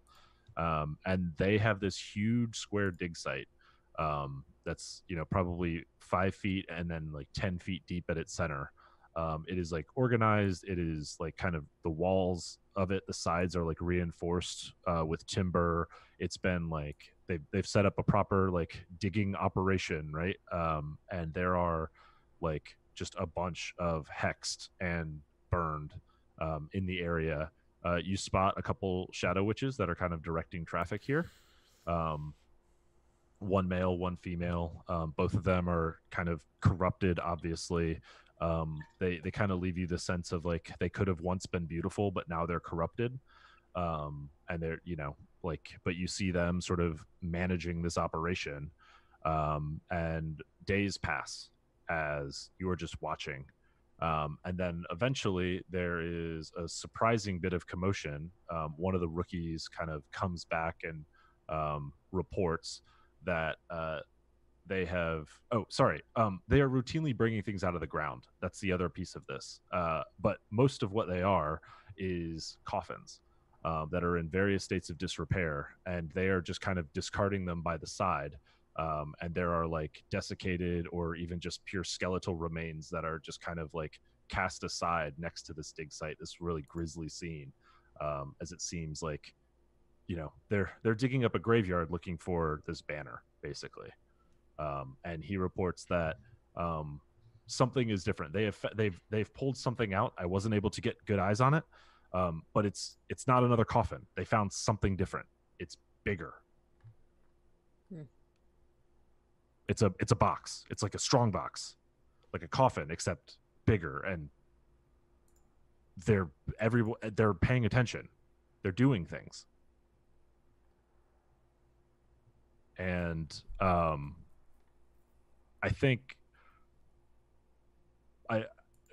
it's risky, right? So would you guys wait until like you see what they do with it, or now that they seem to have it, would this be the point where you strike?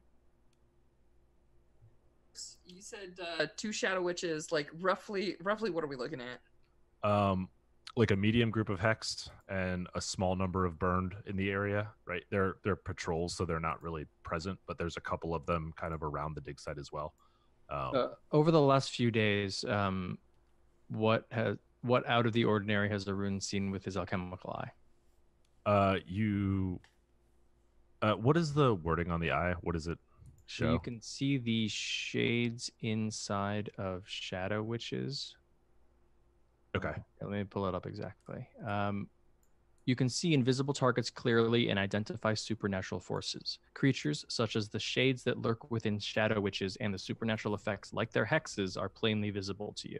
Oh yeah, I mean you can definitely see, like, there are the 2 shadow witches. That's all you've seen in the area. There's a couple like tents, but there's not been anything inside them other than like the people who are responsible for sleeping in them. And then there's the hexed, and you can see like the hexed are mostly kind of like I'm imagining your eye sees like their hex marks glowing, like almost with like a bluish purplish kind of fire radiating from them.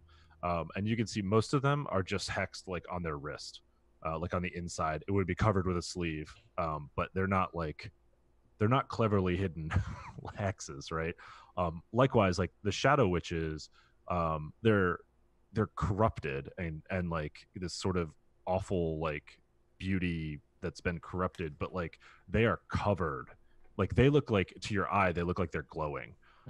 And like what you see, that shade inside, is actually darkness within like this kind of like glowing fire that is the like. And the rest of you, because you've probably all taken shifts, see them like as just covered in runes, like that have just been scarred into their flesh.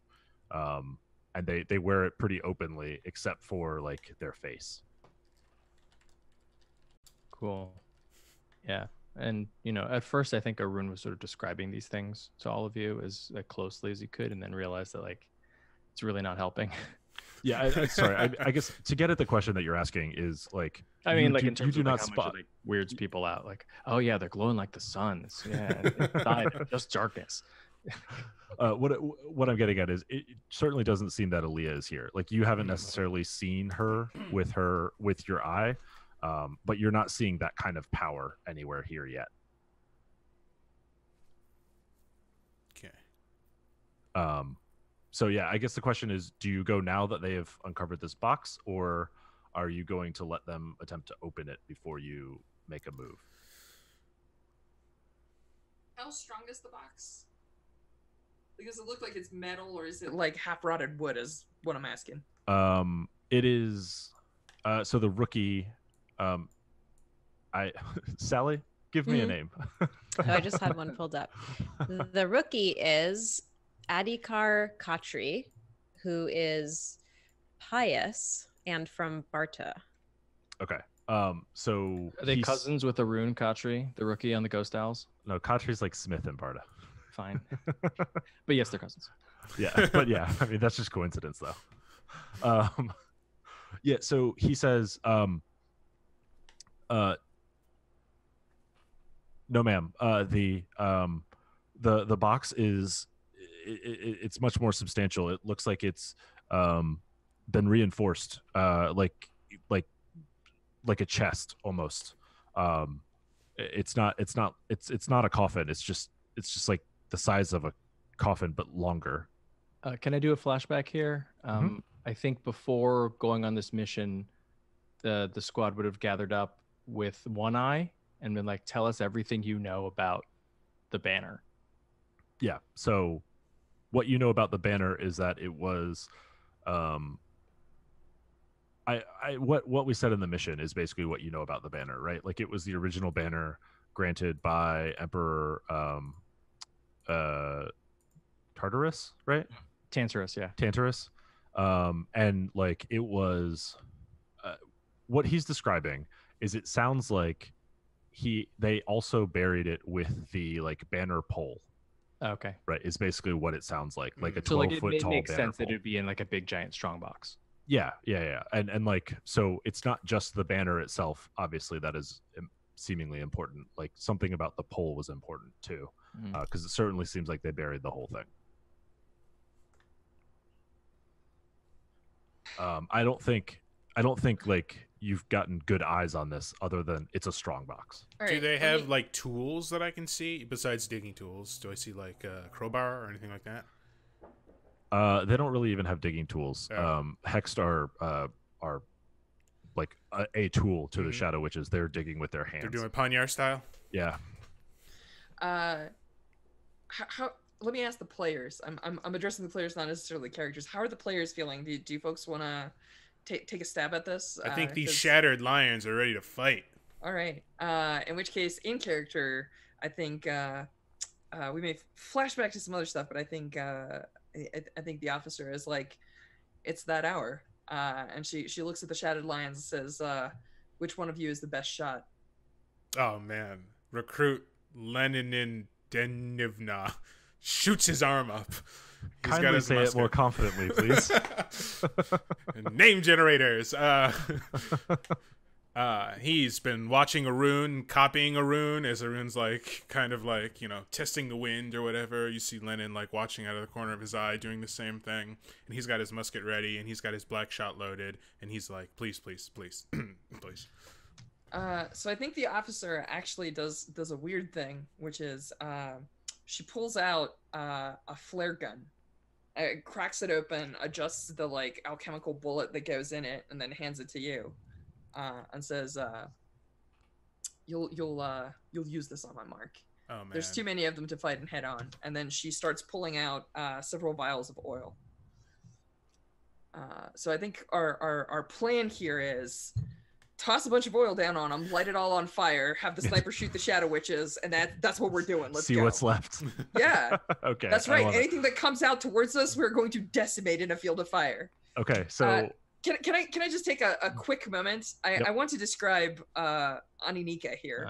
Yes. So like I think this officer, like she's got to have a nickname. So Sally, like, do you have something like Old Battle Axe or like, you know, something like that? That's like what are the troops call her? Because she's like 60. She's not like, she's been around a long time. Old battle axe. Great. done. Okay, we'll with Done that. and done.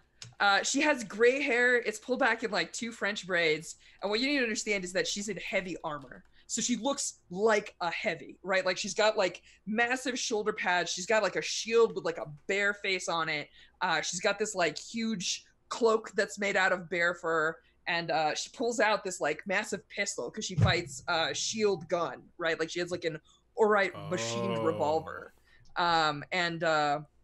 So like she has these like blue eyes, right? And the term lightning eyes around the campfire usually means like when she's like glaring at you because you like messed up something, right? So yeah, she like looks at everyone and you know like gives the speech she's got like I want to imagine that like during Ettenmark Fields it still hasn't healed fully, right? Because it's only been like a month ago or something. She actually has like teeth marks like over and beneath one eye because there was like an undead like lashed on there. They say that like some horror picked her up and was like chewing on her face and she like drilled bullets into it until it stopped moving. So That's dope. yeah, she's fierce, she's tough, she's bold, she's courageous, and yeah, she gives the speech like, yeah, anything that comes at us we'll cut down because we're the goddamn Legion. And she like points at the squad and just gives them orders like, you know, you 3 on this side, you 2 on this side, you make that shot, you know. And then she just trusts the sniper to know how to take out like the key value targets. She's obviously not giving the sniper any orders, like just assuming that you're gonna know how to do your job. Yeah, and I think Arun just sort of like moves almost like the two of them are cooks who've cooked together before. Cooked a cake, You know, one might say. Cakes, yes, exactly. They move around each other, and when they do like make eye contact, he just sort of like gives her a nod, and like I think one time she can just hear like, "It's good working with you again, Nika. It's been too long." I think she just gives this she gives the sniper like a curt nod, but it like speaks volumes. It shows that like she respects you, which it takes a little while for her to respect anyone like that. So it took many good shots. Respect. Okay, so I want to get this first roll in. So we are kicking off this encounter, and then we will take a break before we figure out what happens. So what are you going to do, Strash, to kind of set this off? Like what action are you doing for this? I think so that's a good question. I don't know if I'm rolling. I think this is actually probably Rudy rolling with the shot to set up where we're at, right? That, or I mean, it could be directing the group of rookies to throw the oil in, right? Because you've got to get all the oil in there before the plan really comes to fruition, right? Yeah, sure. I think it's up to you. So I feel like so we know that we're starting in a risky position because that's what the engagement roll tells us, right? Right.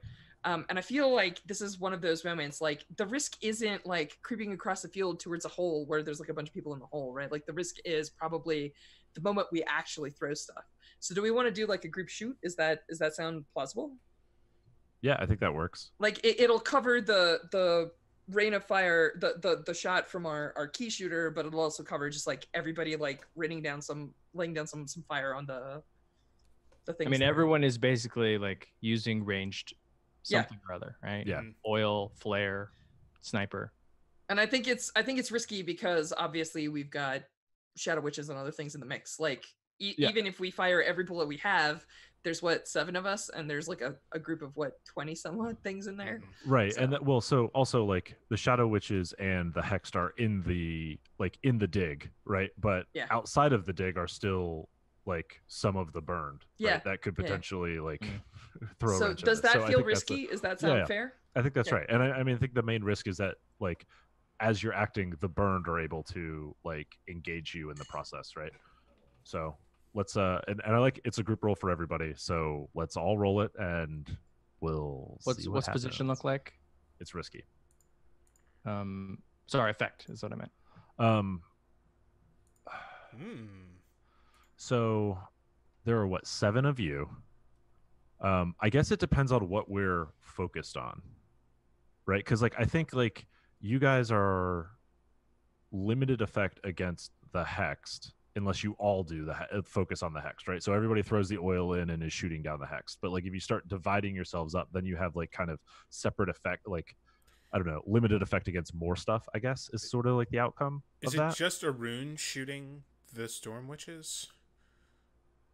I think so, right? I think if they get caught in the crossfire, that's great. But I'm going to trust Arun to keep their heads down. Okay, so it's the majority of people are focused on the hex, right? Mm-hmm.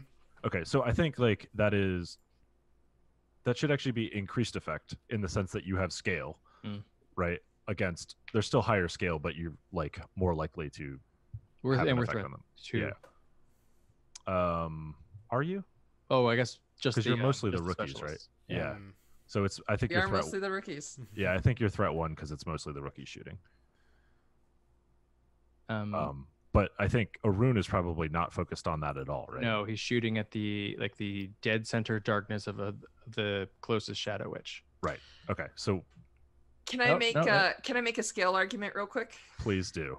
So of course you can shoot this down, but what I'm saying is if we lay down enough fire, right? Like because it's less about key shots, right? Like we're not focusing on purely putting bullets into things.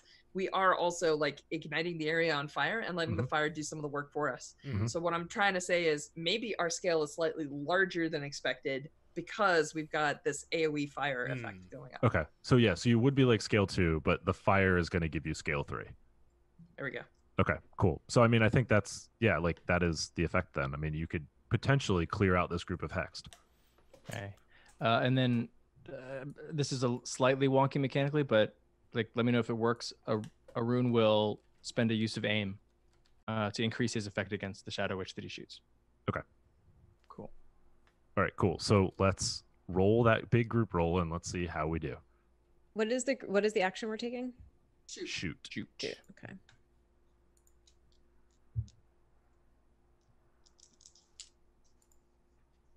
And Strash, when we do this, do we roll 4 for the rookies that are NPCs, or do we roll 1 die for the rookies? Okay. So there's this thing called the corporal rule, which is in order to like if you just want to have like one person and 2 rookies go and do something, that's fine. But if you want the rookies as a unit, you have 1 rookie represent everyone and just roll for everyone. Okay, that's what I thought. Yeah. So you can do that, but like if you have 2 players here who are both rookies and one of them is trying to make a key shot to ignite the fire, maybe we just all roll. Right. Yeah. Cool. It provides a way to streamline the process for everyone, so that if you have 4 players playing a rookie like on a specific mission, you don't have to have like too many dice at the table. Got it. Okay. Cool. All at no dots. Right.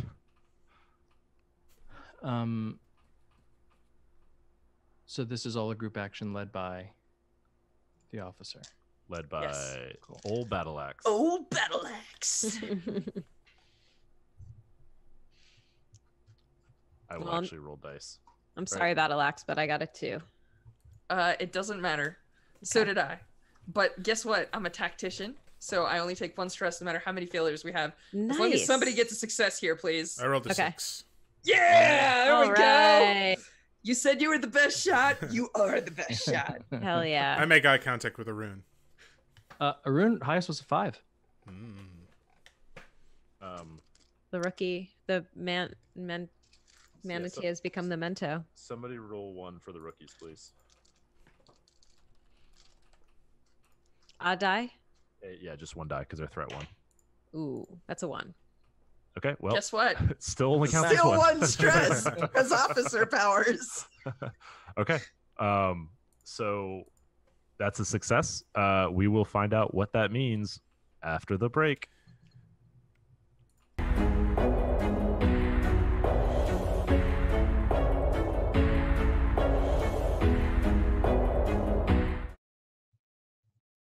Yay, we're back. Hi. Yay. Hello. Oh, whoa. Okay. Shane, what happens? So we rolled a 6 on that. I think so this is kind of the first time that we've ever focused on Anika, right? So like we saw that description that Strash gave as like you're kind of emerging and like launching into motion, right? Like it's that like low angle camera as she runs like straight over the camera, like bounding forward. The rookies are tossing in flasks of oil into this big pit, which will become soon an oil drum fire. And like we have what is Greymane's cousin's name? His nephew's name? Leonin. Leonin? Yes. So Leonin like stops short, right? Like drops to a knee early to be ready to take the shot. While I think I-Hsien, correct me if I'm wrong, but I think Arun would just continue running to make sure that he was able to sight the best target, right? Because he's got a mission. Yep. And as you all like run forward, there is just an explosion as these flasks land, oil splashes, that critical shot from Leonin ignites, and then the like piercing shot of Arun finds one of the shadow witches. And he is using Black Shot because he specifically was targeting one of the shadow witches. Okay, so I think right, because they're dead, right? Who's dead? The shadow witches. Undead. Well, yeah, I think they're undead. Right, they're not hexed to have real body, like living bodies. Right. Yeah. So I think what we talked about, we have scale 3 for the group, and we're threat 1 as a group. So I think that means we successfully kill all of the hexed, like as they are like sort of, they burst into flames, right? They're coated in this oil. It takes 4 of them to hoist this the strong box that's 12 feet long, like out of the ground, and they're like dragging it, trying to get it up to like the second tier to try and lift it over the edge, and like they just crumble as like they're lit on fire, and now like they're like chickens running with their heads cut off, except they're these burning bodies. And as like what you notice, like as they're kind of going around, like, and they're clawing at their faces and things like that, like as the hexes are as the flesh is melting away from their hexes, I-Hsien, Arun is seeing like the flame die, like the hex flame with your eye is dying off, and like they're dying faster even, because they're burning off like what's kind of propelling them forward in their sort of almost human state. The other thing you notice is that like their movement is super jerky, right? Like human speed, but like not human precision, right? And like so it's like almost like a weird like stuttered stop motion kind of scramble for them. And then of course you also hit one of the shadow witches. I think with all the other stuff going on, right? Like they catch like one aim for additional effect, and then black shot for potency. Right. So, and they're a threat too, so they get a clock anyway. So I will put that clock up. But I think we'll take 3 segments on their clock as well, which is a combination of their like robes kind of going up in flames, as well as the like the actual shot that you've put into them. And as you shoot this, like it hisses like this inhuman hiss. Oh my god, I'm displaying terrible things. Sorry. I think it knows we're here. Right. And it's like this kind of very surprised, sort of like wholly unexpected complication on what was otherwise going to be a pretty good day.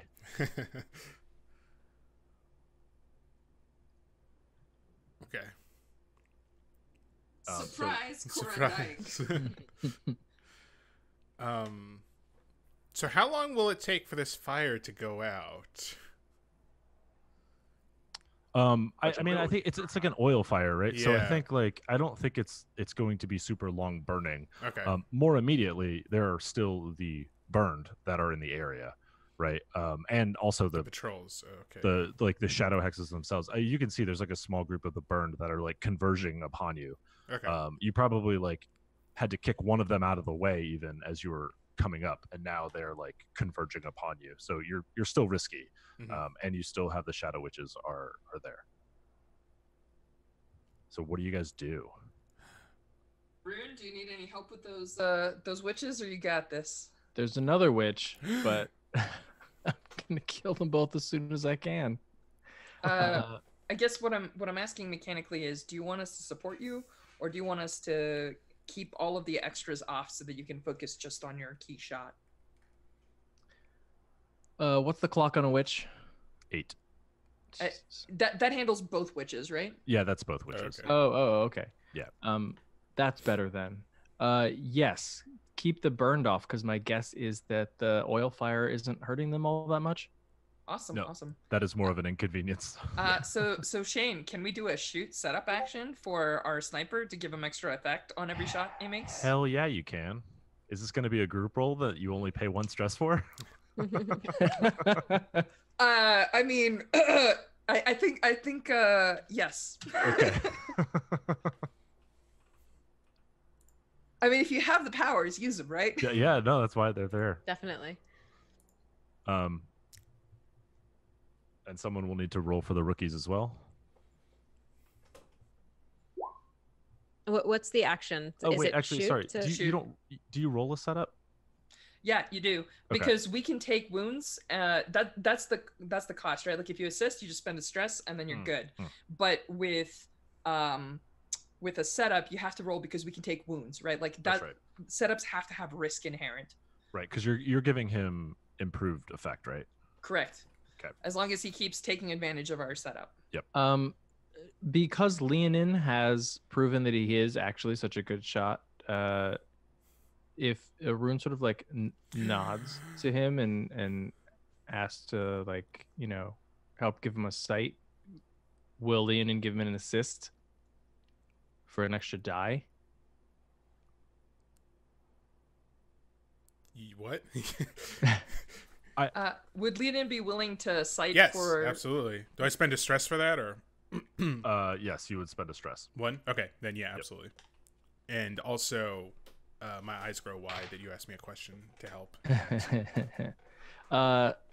So Well, hang on. We need to resolve the group roll first. Oh, sure. Yeah, So we need to do the group shoot. It was just Okay, a question yeah, of do that first. who's doing the group. So, Sally, I think Yes. Azure is going to participate in that too, right? Yeah. Okay. And then we need also a die for the rookies. Okay. And the rookies, they roll 1 die, not 2, and taking the lowest. Correct. They're rolling 1 because they're threat Okay. 1. Okay. Right. Of course. Okay. So Azure got a 3. Okay. And the rookies got a 1. Okay. Second one for the rookies. Strash. They're learning so much. They're blowing it, but what are you gonna do? No, it's totally fine. I'll mark my stress. I'm at 2 stress now. Thank you. So what did you roll, Strash? I rolled a crit. Yeah, you did.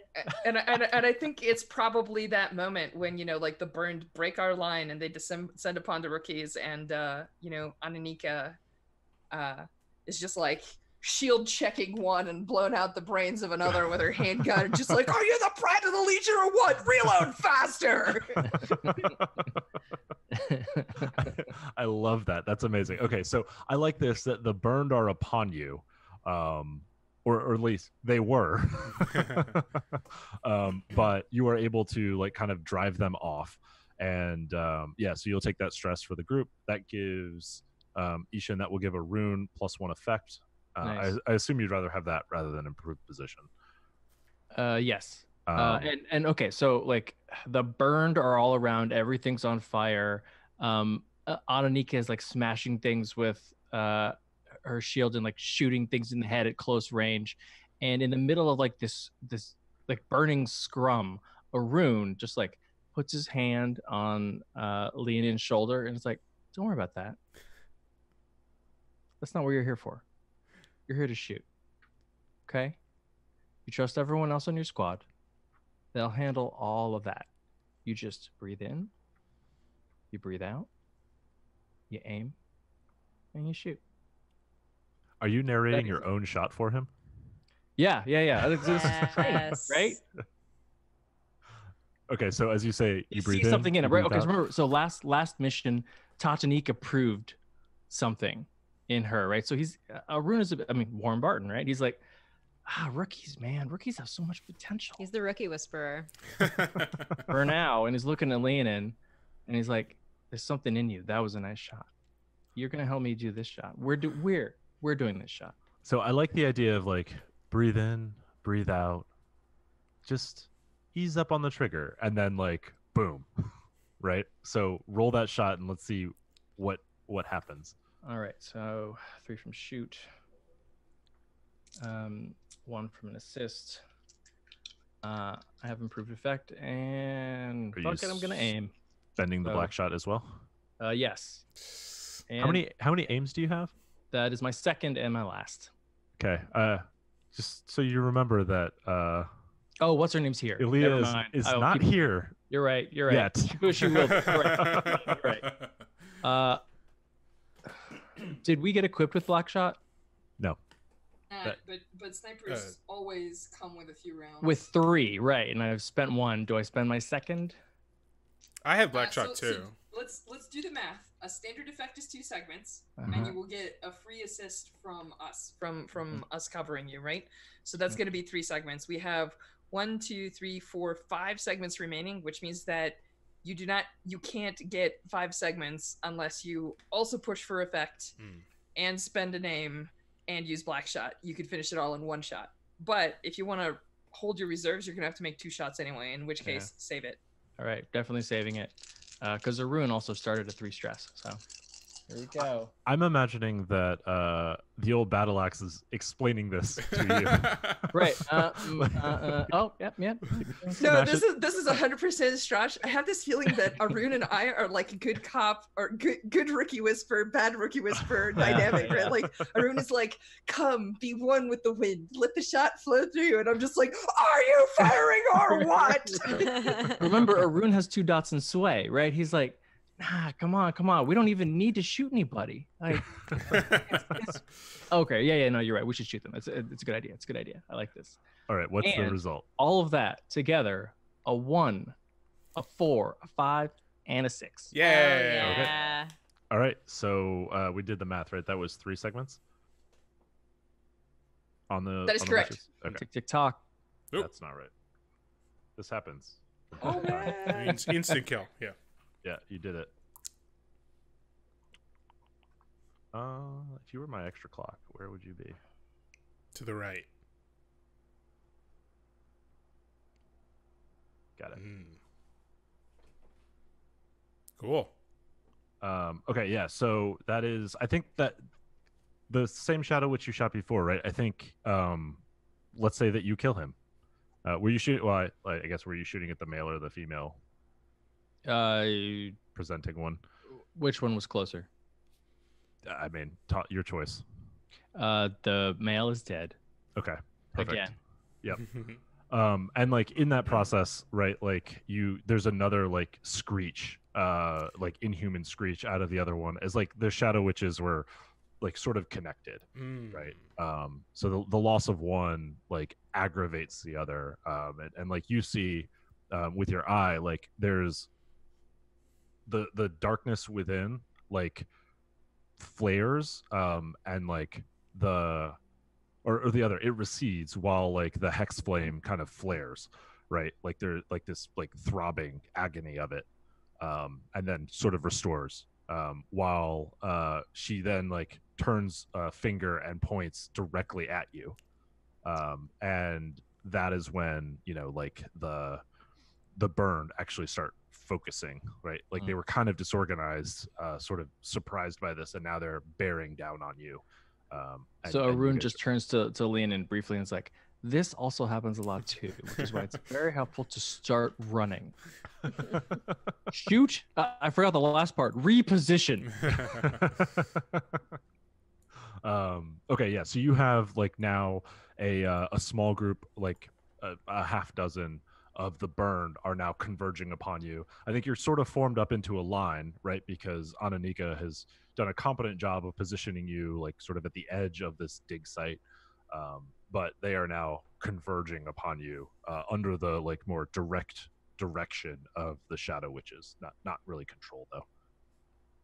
What are you guys doing in response? Okay. So we're engaged with these now? I mean, more or less. I feel so inspired by Arun's instructions. And? I want to shoot too. Do it. I'm going to Arun shoot. wants you to shoot. Yeah, I'm going to do it. I'm shooting too. All right. He makes it seem so easy. Then it has to be that easy, right? Wait. I wanna do this. I'm gonna pop a stress and assist. Wow. Yeah, we're gonna do you this. clearly narrated it. Yeah. And I'm even going to push my... Can you double up on those? I don't remember. You okay. can. Yeah. Okay. You can push and assist. push. Yeah. You can. Okay, then I will push myself as well. Okay. And I just really want to impress Arun. Sorry, Uncle, but I got a new person who I worship in the Legion. Okay, so this was we're still risky, right? Or how close are they? We're not desperate. It's risky. No, Okay. it's risky. Yeah, they're still kind of, yeah. Okay. And we'll figure out what's happening with the burned themselves. I think with when Sally and Strash do something. But Okay. for now, like just take your shot and we'll go from there. All right. I have rolled 2 6s. Yes. Yeah. You serious? Yes. So does that? I think that gives you improved effect as well. Uh-huh. And I had black shot. I mean, this is the same kind of thing where we would have told you don't use black shot on this because like any hit with improved effect is going Gotcha. to work. So Yeah. you like you have 3 effect and you need 2 Yeah. ticks. So, I mean, what is Technically, as a rookie, he has quality 1, whereas Shadow Witches are quality 2. So you would have reduced Oh. effect normally. Oh, Black Shot okay. is So- necessary. but I will spend the Good black call, shot. good Yes. Nice. yeah, fair. Okay. So what does this look like? Yeah. Like, so what were you aiming for? Where do you land this? So- Well, I think Rune certainly will point out like that's where you want to hit it. okay. Like Cool. right here in the darkness. I mean, a little to the left. Right here in the darkness, cut out your eye, Right. Little get it darkness. replaced by an alchemist, Darkness. and then shoot for the darkness. The left part. Yes, the left darkness. Okay. And I just follow his instructions very closely. I breathe in, hold my breath, and then I don't jerk the trigger. I just slowly pull it back. And there's a boom, a retort, and it actually kind of knocks my head back so I don't see immediately whether or not my shot landed. And as I kind of bring my head back down, I see just this Shadow Witch has fallen backwards and slumped over. And I let out my breath and I go, this is easy. I think when you look back up, actually, when Leonin looks back up, like kind of refocuses her over the scrum. Mhm. Like what you see is just like a burning body now. Oh, okay. Like kind of like she fell into this burning oil, right? And like where it once was just sort of an inconvenience, it is now like consuming her. Yeah. Ooh. Cool. I think we should hear what's going on here at the front line in the eyes of our medic. So, Sally, what is Azure doing while these burned are now pressing down upon you as you've sort of hit the back line and now have the front line to deal with? Azure is scoping everything out and waiting for the shit to hit the fan, basically, because, we're doing pretty well. And, she hasn't had to attend to anyone yet, but she feels like that luck is about to run out. So she's surveying things. She's thinking about where to put herself. And also she's kind of thinking about what's in her bandolier and what's in her little like bag of tricks, and wondering if she's going to be treating a lot of like, she's thinking back to her training and like how much training she has in like burn wounds and like, how things catch fire, and just kind of wondering how she's going to be patching people up. I like it. Do we want to position that as something like a setup for the rookies? Right? Like you're almost like, or I mean, maybe that's describing more of an assist for the rookies, right? Of just like being ready so they know, like, like the burned are coming, right? But we stand behind you, like you will get through this. Like I don't like how do you kind of imagine that working more from like what you're doing to help this immediate situation? I think that like more than anything, Azure's like goal is to put herself in a position where she'll be able to treat people quickly, and get them back up and going. So are you looking for me to take an action? Yeah, I would rather you take some type of action rather than like got it actively okay, not acting. could I what is research again? Research is like sort of the spot, and as well as like drawing on knowledge and sort of investigating. So you could, like, if you wanted to take a look at what's around you or like the box itself or something like that, like research would be the right thing. Okay. Yeah, I think I'm gonna do that. Actually, no, you know what I'll do? Maybe I'll what if I used rig and I started like setting up a little like station, a little like mobile like tend to the wounded station, and I kind of get my stuff ready. Yeah, I think that makes sense. Okay. That's cool. So yeah, roll that rig. Let's treat this as a setup for the rookies to improve their position. Okay. Because you'll kind of minimize their downside. Cool. Maybe I'll take No, I feel like I learned my lesson with stress last week. I'm not gonna. Yeah. Okay, so it's 2, and it's a 5. Yeah. A 5. Okay. So there is so you succeed, so that will improve the rookie's position. Sweet. But you do it, but there's a consequence. Suffer harm, a complication occurs, you have reduced effect, you end up in a desperate position.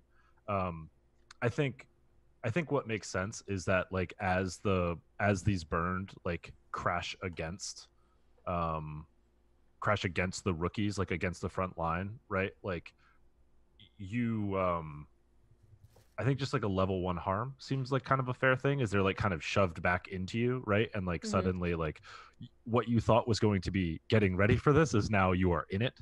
And now it's on the rookies to kind of push those burned back, right? But they're in a control position. I think like you were able to make sure that they're in that spot at least, right? So take level 1 harm. I think I don't know what's a good example of that. Maybe it's like I'm getting caught up in like the rush, right? Yeah, exactly. Maybe I'm like I'm kneeling and to set things up, and I have a hand on the ground, and a rookie just like stomps on my hand as they're running by me. Okay, I like that. Yeah, so like crushed hand. Yeah. Cool. The old crushed hand. The old crushed hand. That doesn't affect doctors at all. It's fine. We don't need our hands. Please. Left hand, right? Yeah, exactly. It's my Crushed. bad. It's my offhand. Yeah. All right, Josh. What are we doing with the rookies here? I think the way that you've positioned it narratively, we can't get away with our higher shoot rolls. I think that we're just gonna have to do a hand-to-hand skirmish here. Okay. Because that's the only thing that makes sense, right? Like if they're up against our line and slipping through and getting close to our medic and whatnot, I feel like this is a skirmish where I will lead the action, but it's just gonna be me and the rookies, right? Yeah, so like I'm imagining you guys are like on the lip of this dig site, right? Which is like a 5 to 10 foot drop. And then from either side, like there's this group of burned is descending upon you, right? So you've got like 2 rookies on either side, and you're on one side or the other, and like sort of in the middle was I-Hsien Grove kind of getting ready for both sides, and then like everything kind of collapses into a scrum, and now like the rookies are going to force them back. Cool. So yeah, I mean, I think that makes sense. You're in control position though. This is exactly where you wanted to be. This was the fight you chose to pick. Hell yeah, let's do this. I'm gonna roll for myself. Is that okay? I get 1 die because this is a group action, and I am loyal. Cool.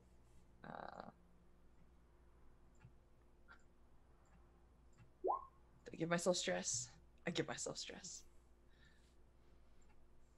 Does somebody want to roll for our intrepid rookies? Marshall? Yes. Let me just mark down the stress. Intrepid rookies. 6. Yeah. Hey. Oh shit. Okay, rookies. Oh my Shattered lions. you guys just like They're shattering. doinked these guys. Okay, so Look, they're about to get their banner. True. They're very motivated. I was gonna ask Sally, which rookie saves the marshal's or the officer's life? Oh. It's Yeah, go ahead. Clarina Daniovich from Zemyati. Nice, Semyati. Daniovich. Why, that's the commander's niece. No. So Okay. yeah, I think there's probably a moment where like the officer is like protecting some rookies and whatnot, and like one of the burn gets a hold of her and like yanks her armor down, and then like another one like goes to like bite into her neck, very zombie style, and I think Clarina saves my butt. That's where the rookies get their 6 and I get my 1. right. Nice. Okay, cool. Yeah, and so you guys are fighting at scale 2. You have threat 1, so you'll do the necessary damage. So I think yeah, as a group, you're able to sort of combination of good blade work, steady shield holding, right? Because you have to like kind of hold that line, and then also like smart use of terrain, right, to kind of shove them into the pit, which is still kind of burning with the remnants of that oil. Like you're able to dispatch them. I'm going to mysteriously tick this clock as time is passing. Oh my god. You did it again. Oh God! We're going to figure out a better way to do this. Photoshop is clearly not the right answer, but anyway. I have some clocks you can add to the. We'll talk later. Okay. But yeah, so you are now, for the moment, clear. The fire in the dig site is dissipating, and sitting within it, virtually unharmed, is the strong box, which you see, like I said, right? It is like kind of like iron reinforced. It is like a strong wooden, like a sealed wood material. Across it, like you see, there are like multiple locking mechanisms, like across its lengthwise, like side. And it certainly looks like about the nicest box that you've ever seen to store an old banner. And there's and it's heavy, right? It took 12 hex to carry it up one. It's substantial. Yeah, well, I mean, keep in mind, Hex are not strong. Sure. They're regular people. Yeah. And I mean, like, as you look at the bodies now, like you see these are just townsfolk, right? Like they're still wearing the same clothes, just 30 days tattered since they were hexed. You know, I mean, they're not necessarily like the fastest, biggest, strongest members of society because they were the convenient ones to hex when they invaded Carlsberg, right? So like one of them, they're probably like teenagers and like, you know, the elderly involved in this mess as well. Bakers. Right, yeah. Candlestick makers, you know, like casual glance, anything magical about the strongbox? Would your eye reveal anything? No, right? It's only for magical effects. Magical effects. No, not the box. Okay. So Arun relays that, and then just sort of like looks over to Azure and is like, Doc. Oh, you were going to research. Operate on this box. Oh, sorry. You're the one with both rig and research. Right. Oh, you want me to do surgery on this box? Okay. Yeah. So surgery of the box, please. Yeah. Okay. Cool. I will. I'm guessing you're pulling it out of the pit. You're not gonna hang out in the burning pit. I'm not gonna stay in the burning pit. Cool. Yeah. You guys can get it out. If we can lift it. Yeah, I was gonna say that's what I was asking. Yeah. Yeah. I guess I'll examine the. So, sorry, Arun. You want me to like figure out how to open it? Or just open it. I don't know if it's locked. Okay, I'm gonna make sure that despite the fact that this box is really fancy, it actually has the banner, and we don't bring the wrong box back. Yeah. Okay. Or bring back a trap. Okay, I will. Breaker sucks. Can I use research to try to learn something useful about the box, such as like how it opens, or if it's locked, or if there's like a Indiana Jones trap on it? Yeah, that's perfect. Go ahead and roll that. Okay. You have to replace like one mechanism with gold, or else it will. Right at the same time. Or there'll be a giant rolling boulder. 4. 4. Okay. So I think that was just like risky standard. Cool. The complication that occurs is clearly time. That seems like a no-brainer. Arun's head is on a swivel. And so I think here's a quick question. Doc, we can resist this. I don't know if we want to let time slide or not. Oh, that's true. Time is at half, so this may be a good one to let slide, and then we resist later, but then we'll be shorter on stress later. I don't know. This is it'd be an insight resist. I think so, yeah, because you use research. Yeah, I do have a +1 to that because I'm shrewd as a Panyar. Oh, on top of so you would have promises. like what, a 4-die resist? Yeah, I was gonna say that's pretty good. It is pretty good. The way y'all are rolling, I mean, it's gonna be free. Let the rookies roll. I can't do anything in this mission. All right, yeah. Let me resist this. So it's I'm sorry. How many dice am I rolling here? The first column, that number of dots, plus however many pluses. Oh, damn. Yeah, I get it. Okay, yeah, that is 4 dice. Very How about insightful. that? It's a crit. Yes. So you actually clear one stress. Hell yeah. I'm supposed to be. This is supposed to be a hard game, and yet I am losing ground. Let's just sit here and keep. Doc resisting. gets in there, and it's a really familiar. She has similar clasps on her many toolboxes full of like items and medical supplies, and she's seen that class before. Yeah, so And she's super focused right now. It's like what's the movie with Limitless? That's what that's what the doc is doing right now. It's like numbers flying by. okay, so things that you tell about this box. One, it is covered with late Imperial iconography.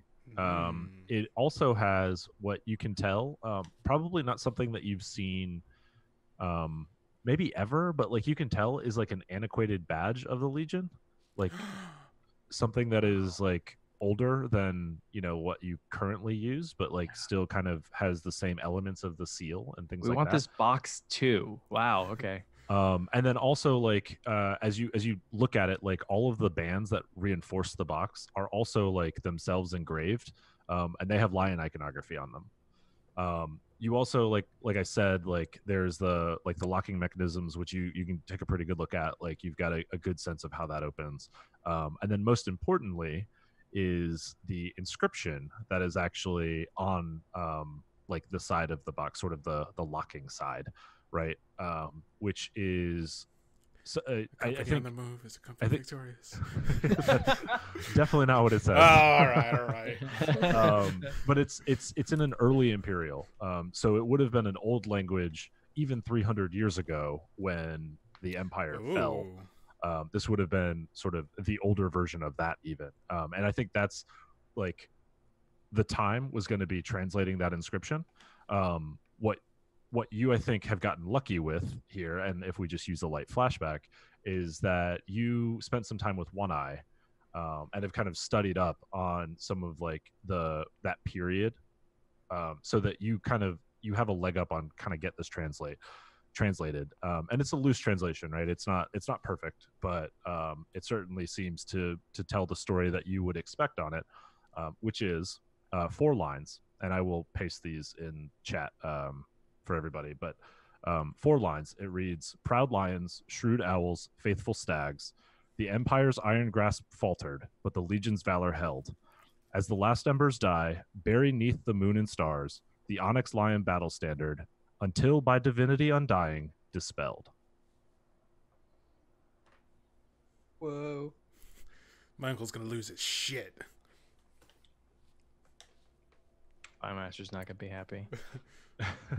Can one of you guys post that in Twitch chat as well? Sure. I don't have Twitch on this screen. So anyway, in this process, are you going to try to open it? We should yeah, probably I'm gonna check to make I'm gonna sure look the thing is in I'm there. gonna like kind of look up and see who's around me right now. I'm helping Arun cover. Is Ananika near me?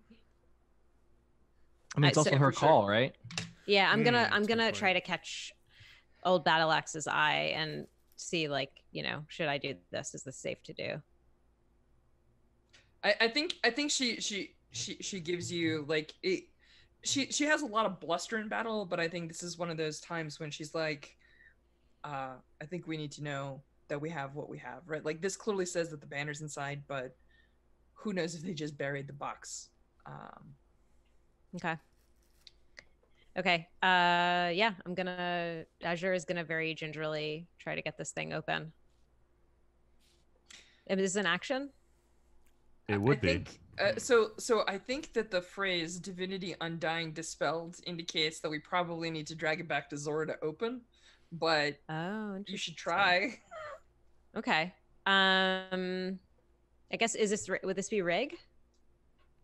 Yeah, Okay. and you're in control position. I mean, if we can't open it, that'll tell us a lot too. Right. Yeah, don't force it, don't break it, just like give it a try, you know. Okay. I got a 4. Before. Okay, so the consequence is going to be time. Maybe you we like let to- this one go. It didn't pay off last time. We have a little spare. But you're so good at this. It is true. You're Are- so good at this. I mean, it's At a lot of resisting? dice. Yeah. there's a I can good I can chance resist you all actually day. clear more stress. That's true. Yeah. Ooh. Well, yeah. Okay. What is okay? It's gonna be, and I can resist the time passing. Yeah, Okay. you can just roll 4 dice. All right. Let's get this show on the road. That's less great. That's a 4. Right, so you'll take 2 stress. Well, damn it. Oh yeah, see, resisting is all fun and games until until you don't crit. Until Amber comes back. How many times I've traumaed on 5 dice. Yeah. How dare these dice not roll crits? Okay, so the time ticks and I take the stress. Yep. Sweet. And I think no, the time doesn't tick. It's resisted. Or sorry, yeah, the time okay. happens, and then it's the price that you pay for it is the stress. Yeah. Got it. Okay. So I think what we'll say, like sort of what you have to do, right, is drag this, actually probably carry it far enough away, right, that like you are not just at this dig site where suddenly everyone was dead and there was a huge fight, right? So you've kind of got to get it somewhere. So time passes, but like you have sort of hidden your trail so that anybody who comes looking will have to come find you rather than just being able to stumble upon you at this dig site, right, at this old chapel. And yeah, you are able to open it. Yeah. Wow. And in fact, like it's actually easier than you thought. Suspicious. Look, guys, you succeeded. It's Okay. All right. It's not a trap. Allegedly. Just kidding. Reposition. So I think what you don't know, right, and what maybe is a question for later is what Strash alluded to, is like Divinity Undying, and Beneath the Moon and Stars, right? There are 2 things there. One is Zora is the chosen of the living God. 2 is the moon is broken. And 3 is you are the Corps Undying now. Right? Like that's now the name of the company, of the Legion. Like it's the Onyx Lion battle standard. But like you are now the Corps Undying, right? So like all of those things kind of stand out to you. Unclear as to what would let you kind of easily open this that would have been so difficult for the Hexed. I'm so excited for our scene with Zora later. Gotcha. Yeah, we haven't really played Zora at all yet. No, so. I haven't seen her at all except off screen. Right. She's always busy. Testing the rookies. Actually, Leonin may have like the most experience with her. Yeah, I woke up in the woods one day. So I think given that you guys have so much time left, and that you were able to like wipe them so handily, I think if you would like, you can probably like make a roll to escape without necessarily getting found by Aaliyah. Dear But that Doctor. also means that Aaliyah is still alive. Right. It also means we don't get the threat bonus because we didn't face her, right? That's true. Oh. So I have a plan. yeah. So you are in a press your luck situation in which you could be in a controlled position when you draw Aaliyah to you. Man, to kill Aaliyah would be pretty huge. But I will leave it to you. It is 9:30. Oh, sure. That's true. So Yeah. All right. So, my plan is to have the doc roll rig with an assist and see if we can make a sequence of traps along our trail. Now, whether we hang back and let the traps go off and then pounce Aaliyah, I will ask the players. But if we don't, at least she will get harmed and her ire and danger done up while we escape with some surprises along our way. I mean, Sniper says killer, but that's just one vote. Assistant Sniper, which is who I am, says kill her as well. I think you're assistant to the sniper. No. Intern, sniper, intern, sniper. No, doesn't work. Doc, how are you intern. feeling about this? I would love to set some traps. All right. I'm but do feeling. you feel like we engage with Aaliyah? Like we pull her in, we wreck some of her escape bodies, and then saturate the area with fire, kind of thing. My preference, just speaking as a medical professional, would be to get out of here without engaging, because I want as few wounded and dead as possible. So, it's ultimately your choice. You're the officer, but my preference would be to try to get out of here. So I'm gonna leave this to you as a player. I'm gonna tell you what my inclination is to say, but I don't want to deny you anything here. Taking all of that in, I think Ananika stands and she like closes her eyes and thinks really, really, really, really hard, and then she turns around and looks at everyone and says, "Zora would want us to kill her." Yeah. And here's the thing that I would offer you as a player, and I want you to answer as a player, not as your character. Although, however you want to decide that. The doc and one rookie should probably keep, like, after you set up the traps, you should keep dragging the coffin with the banner in it away towards camp. Mm-hmm. And the rest of us are going to stay and try and do this. Perhaps you could just roll up a rookie real quick and join in on the action. How do you feel about that? Or do you want your doc to stay behind to like tend wounds when we engage? Because let's make this, let's fill this clock up. Come on. You could send a rookie after, like a rookie ahead with like Never by send themselves too. Never send one, because when we catch up to them, they're gonna have a friggin' mark on them, and we're gonna have Aaliyah there. That is never gonna happen. I know how this goes.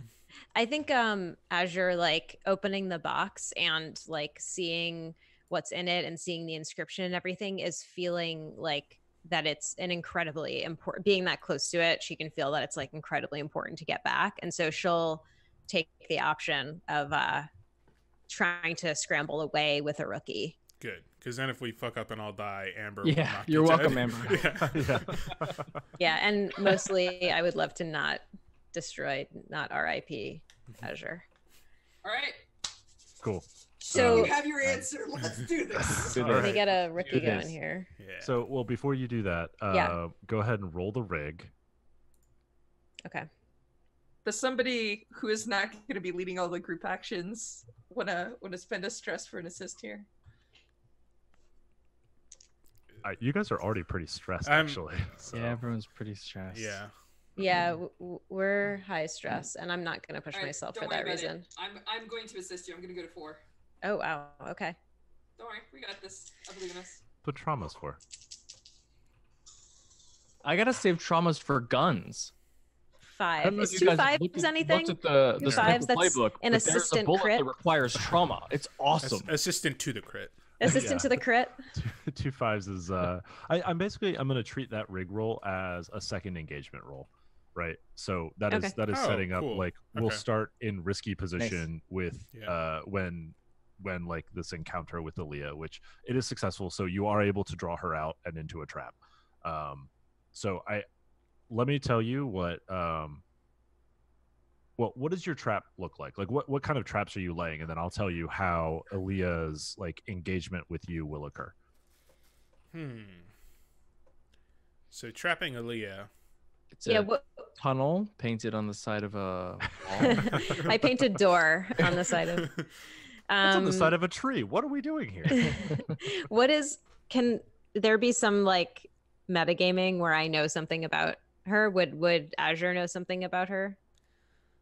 Well, it's not metagaming in Forged in the Dark. It's called a flashback. Oh, right, a Ah. flashback. Right. Sorry. And So 'cause- Azure's a Panyar and Breaker was chosen of Nyx.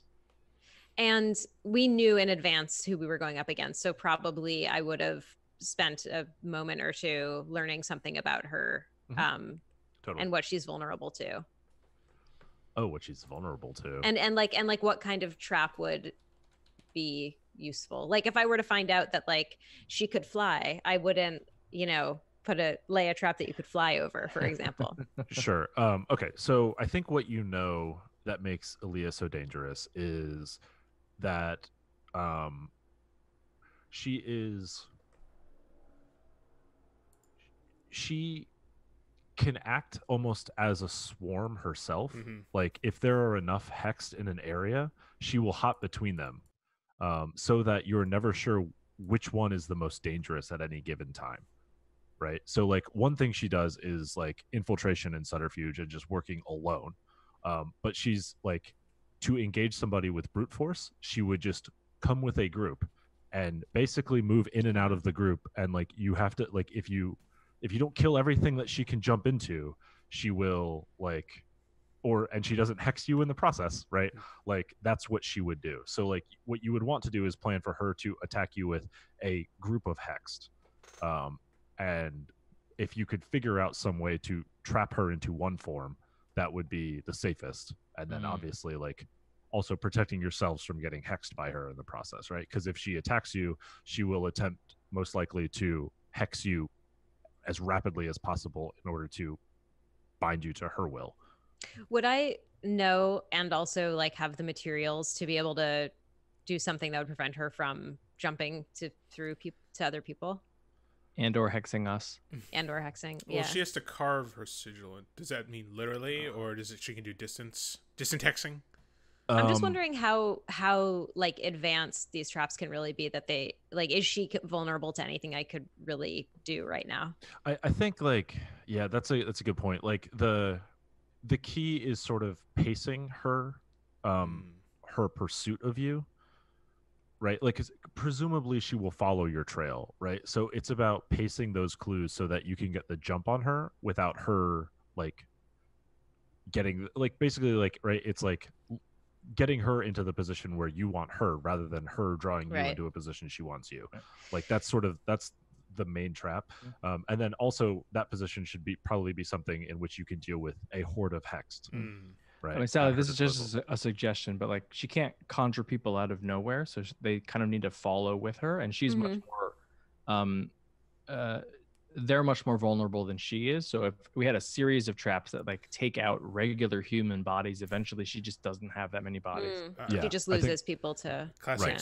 spiky pit traps. Yeah, I think maybe I'll just do like a ton of like bear traps, you know, like the Okay. kind that you step in and it snaps and it's the teeth. Sure.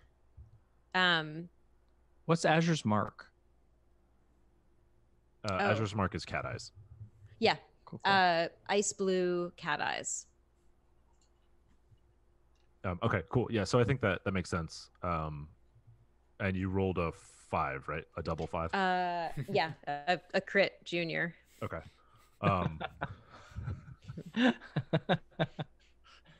So it's a little hard to represent how much value that added, but instead of a large group, it's a medium group. And you're in a risky position. So I think like, I'm going to put this forward. Like, I think you have come to the point where like, you feel like you have the ambush spot, right? And I'm guessing like this is mostly like kind of a rolling plain through here. This is like sort of the breadbasket, right? So this was farmland. But I think like what you have come to is maybe like a ravine or something like that kind of runs through like maybe an old like a dried up canal or something like that, where you have some distance between you that they have to cross, and you're able to like kind of wait for her to approach, but not be able to immediately like just leap upon you, right? Like because you're not going through like a forest where they would hide in shadows or something like that. Jane, So can I think- make one suggestion here? Sure. So Azure is looking for a good spot, right? Yep. Is there a lone penyar tree near the ravine? Like from a dead panyard that grew. Yeah. Okay, yeah. Sure. Yeah, it has to be. I like this as a 4-year-old tree. I guess. Sapling. It's A little sapling. sapling. Well, it's got to be a little bigger than that, right? Oh, do you want to hide in it or?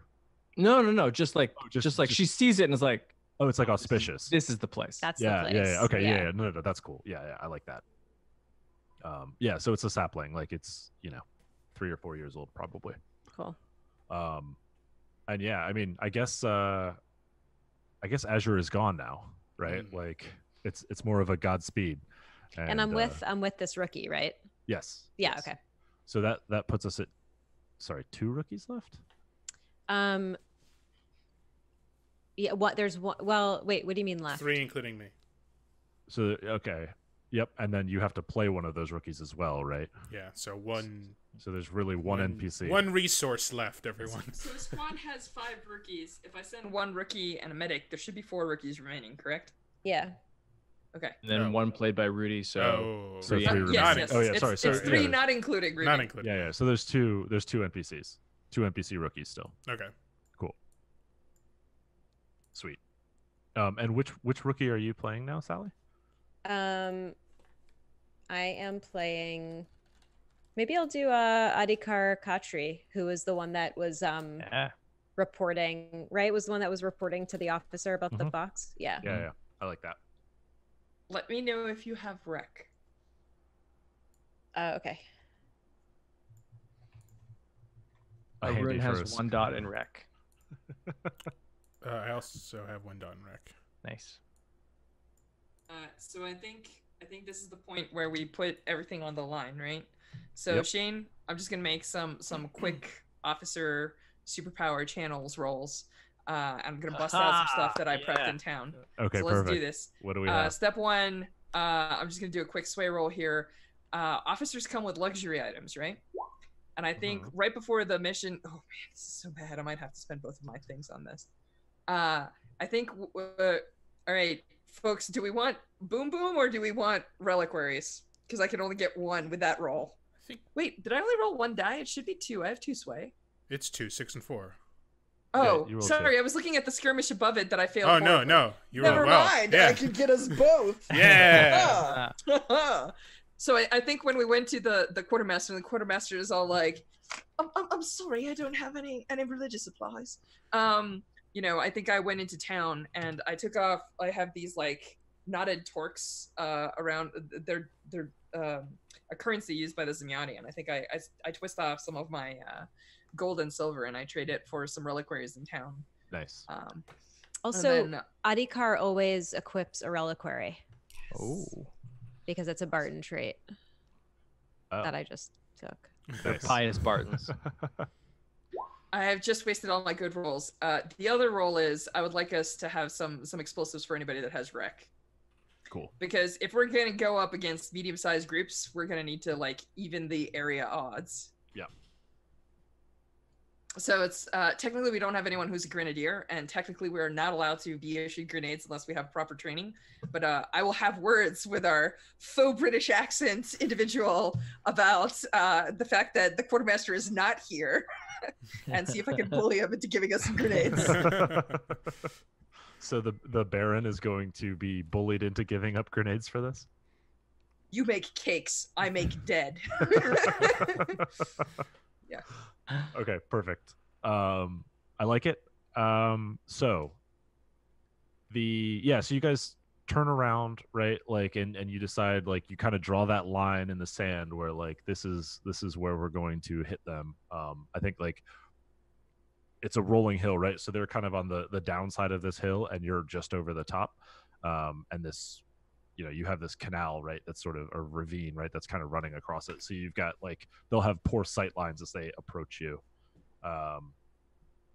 And the way that they engage, right? The way that they walk into your trap, is the way that Ilya has been known to do this. In fact, you were probably maybe on the lookout for this, given your engagement role. Is that you hear a blood-curdling scream that pierces the night. This is kind of like probably right as the sun is kind of setting in the west, and scrambling up this hill is this woman who's like kind of in like simple just a regular peasant kind of garb, right? Being chased by a handful of hexed, and she is screaming her lungs out frantically, trying to run away from them as they are sort of jerkily lumbering after her. What does she look like to the eye? That's bait. Yeah. Bright purple. Okay. She actually, so I think the eye sees the shadow within shadow witches. I think oh, actually, I take that back. So Aaliyah is unique in that she is a hex that has the ability of shadow witches, right? Which is that she controls hex and she can move between them. The shadow within her is almost like complete. So to the eye, like she only has like the faintest like glow, and she's almost like a silhouette against like a purple like haze, like this bluish purple light. like it's like the afterglow of the fire, and she is a silhouette within it, rather than like kind of the active burning that you see from a shadow witch or a hexed. Right. So everyone's just like, she's all darkness. I think we should light her up. Yeah. You can clearly see her even in the dark, right? It's not, you don't have any trouble spotting her, but it's just a strange look to you. Right. Yeah. So so actually he says that to Ananika, right? He just looks right at her. He's like, that's her. Does killing her in a body like make her weaker? Like, can she jump after being killed in one of her hexed bodies? That is, I don't think you know. Okay. Because you guys haven't necessarily faced her. Sure. But I think that is the reputation that you have heard. Mm-hmm. Flashback, I bring the designer, okay? Unfortunately, I can't help because that's one of the rules of the game, is that unless it's stated in the book, you have to make it up at your table, right? Sure. So the rule is Shane gets to decide. We've said everything we need to say, and there is no answer to this question. or I do not have a canonical answer to this question. How's that? So this is actually one of the really cool things about like what amounts to a bestiary for Band of Blades. It's just like there is a description of what makes Elia an infamous, and that she's a hexed, and it like describes her as an ability, but it doesn't really put any mechanics around that. So like, yes, it is possible that you would say, no, if you kill her form, she dies, and like that's it. But I could say you don't know, or no, she definitely like consistently leaps at the last second. That's kind of her deal. Yeah. Right. Like. Gotcha. But yeah, I mean, I don't think you guys have faced her. I think she is almost more like I would say that the legend that precedes her, because she is infamous, is that yes, that's what she does, right? Like that's what, like when she is one, she is everyone around her. Like let's test our theories.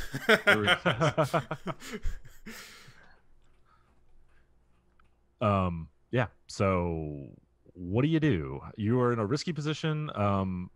The Elia, in this guise of a peasant woman fleeing a large group of hex, I guess technically a medium group of hex, is running towards you, and there is an obstacle in the way, which is this sort of dried up canal. And that's between us and her? Yes. Okay. And like, I mean, if the answer is we wait, then she will reach it and cross it, right? I mean, Arun will look at. And then she'll reach it and we'll shoot them.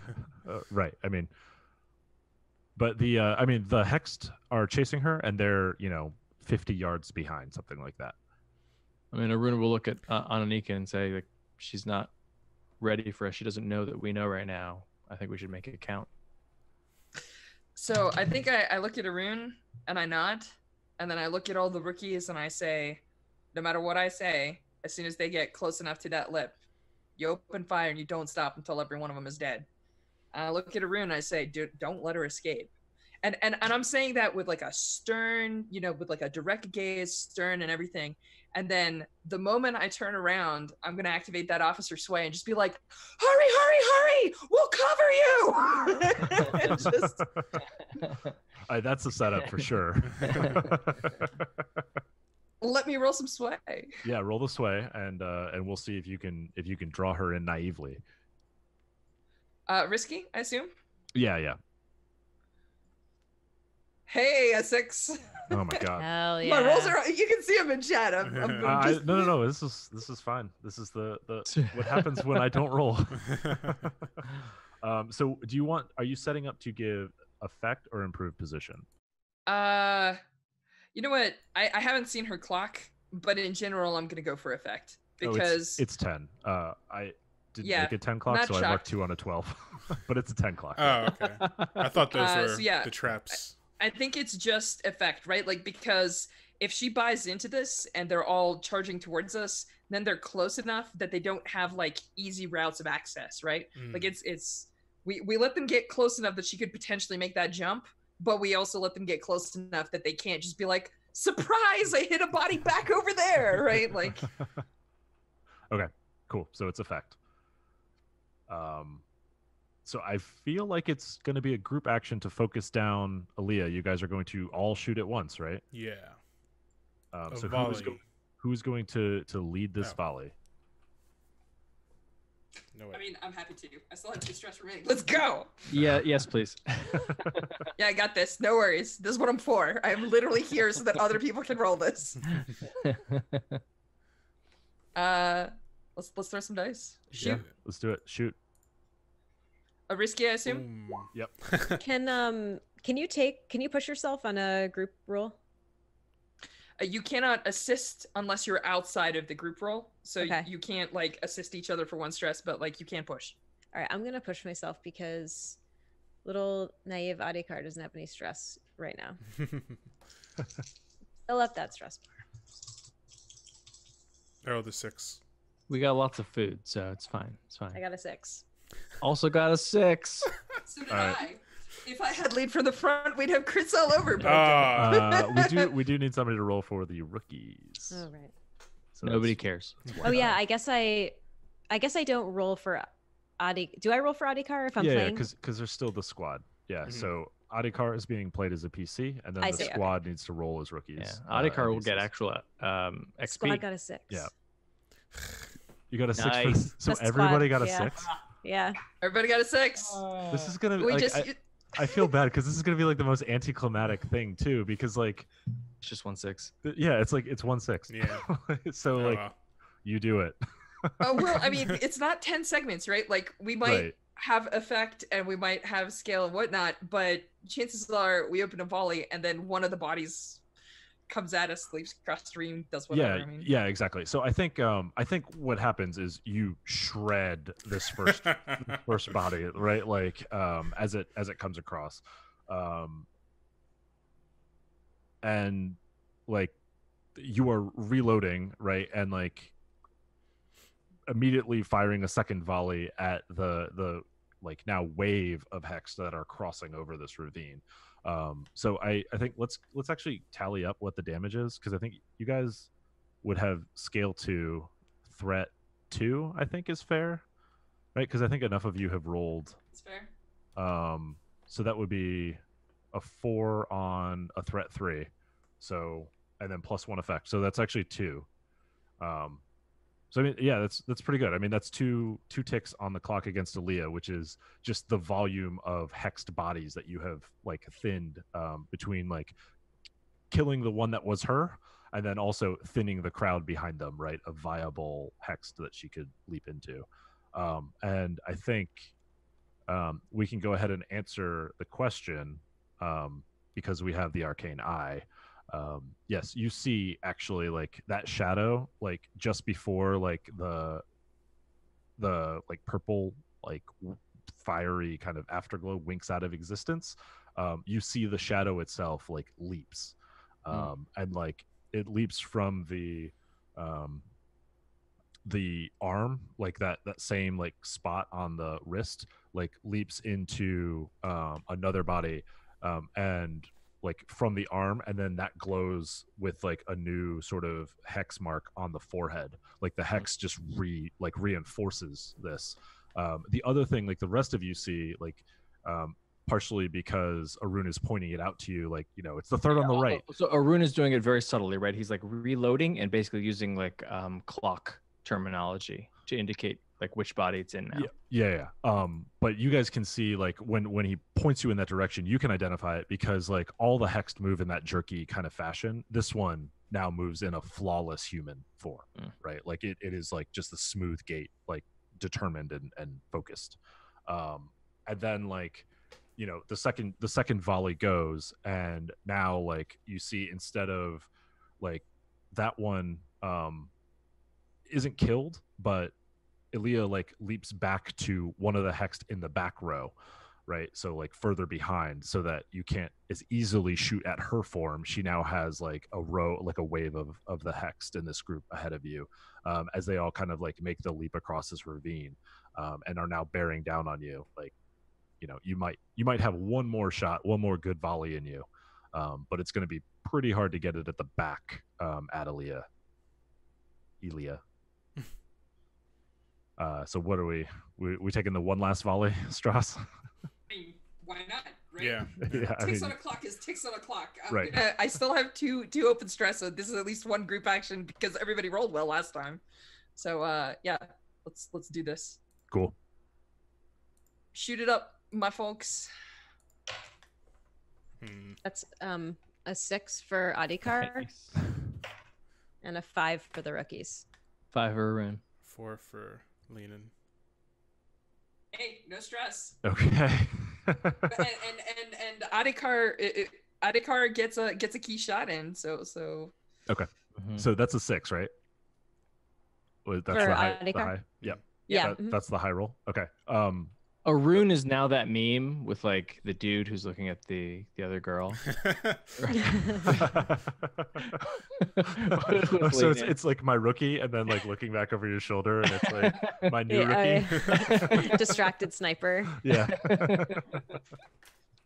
Okay, cool. Yeah. So I took 1 for that. I think, yeah. So Arun, Adhikar is able to like sneak one in on that hext right in the back, and unexpectedly, like now Aaliyah has leapt up into the front, sort of like almost like you caught Aaliyah by surprise, right? That this form is now fallen down, is useless with a bullet to the brain, and they're into you, right? Like this is the last possible minute where it's now like shields and spears, and like we're in the fight now.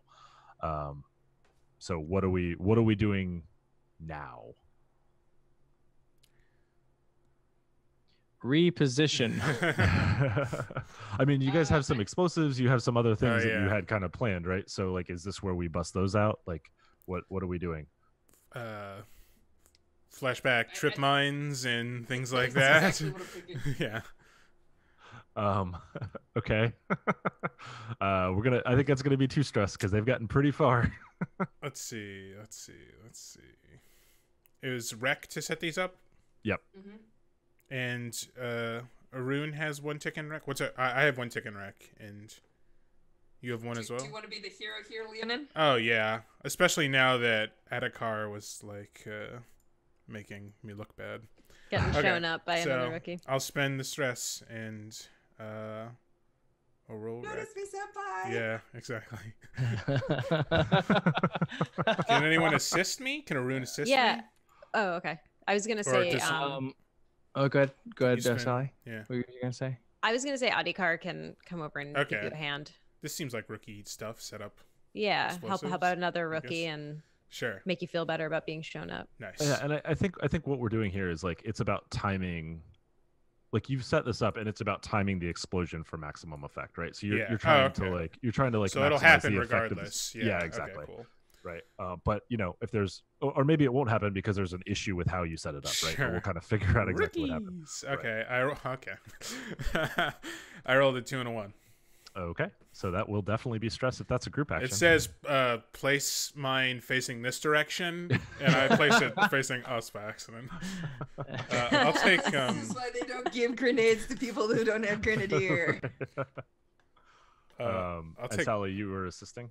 Yes. I'll Okay, take. so I'll take harm.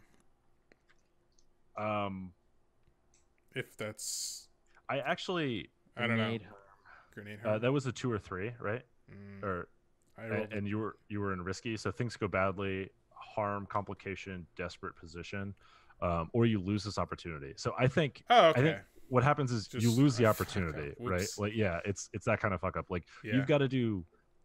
They're still there. You might still be able to, but you aren't able to get it like fired in time. Mhm. And if you can maybe reposition them or do something later to get Mhm. them back into its range, but right now you've lost that opportunity. That's. Oh, we think the mines are gonna go off now, but they don't go off. That's okay. Exactly. Yeah.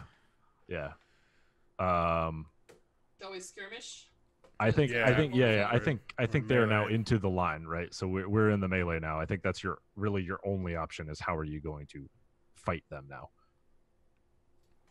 I mean, that's Swords it. and How shield. you folks at skirmish? Because I'm not great. These are just like weaky townsfolk, right? We should be able to cut them down easily, left and right. Like Except for the one of them that is a supercharged hext. Yeah. Yeah, yeah, They're yeah, just, yeah, they're yeah. just weakling Yeah. townsfolk. Details. We trust the sniper on that one.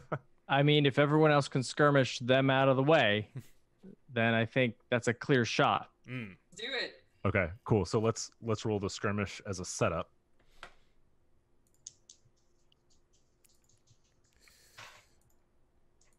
This is a 6 for Adhikar. Oh, good. Nice. I rolled a 2. So, how is My stress. Yeah, I was about to say, how's Ananika doing on stress?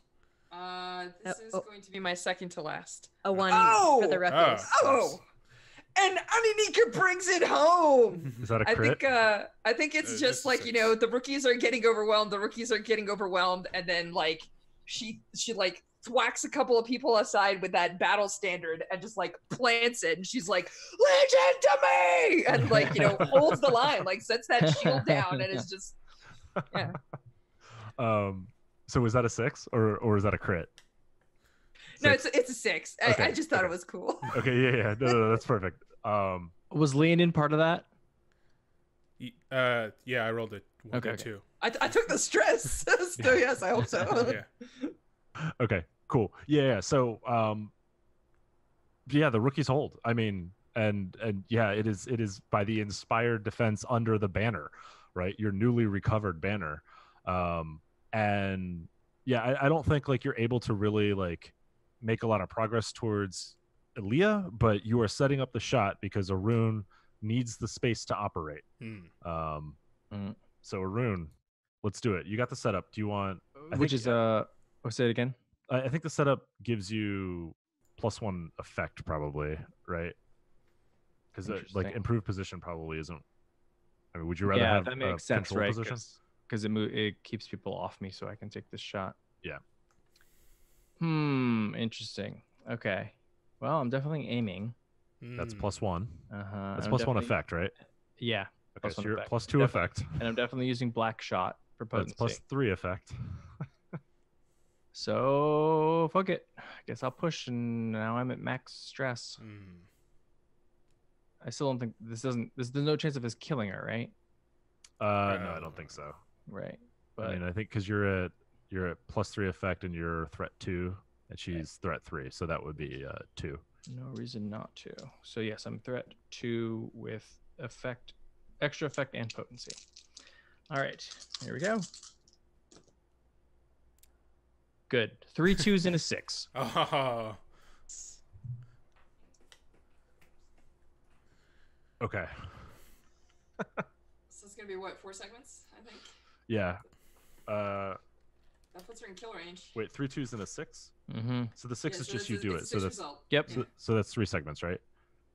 Well, you do it by standard is 2 segments, and then we added +3. Oh, standard but is she 2, is right, 1 yeah. threat higher, so he would do 4 total. Got it. Okay. Right. Cool. Ooh. I mean, she's in range. Yeah. For sure. She's there. I'm out of aims. I got 1 black shot left. I'm maxed on stress. I reposition.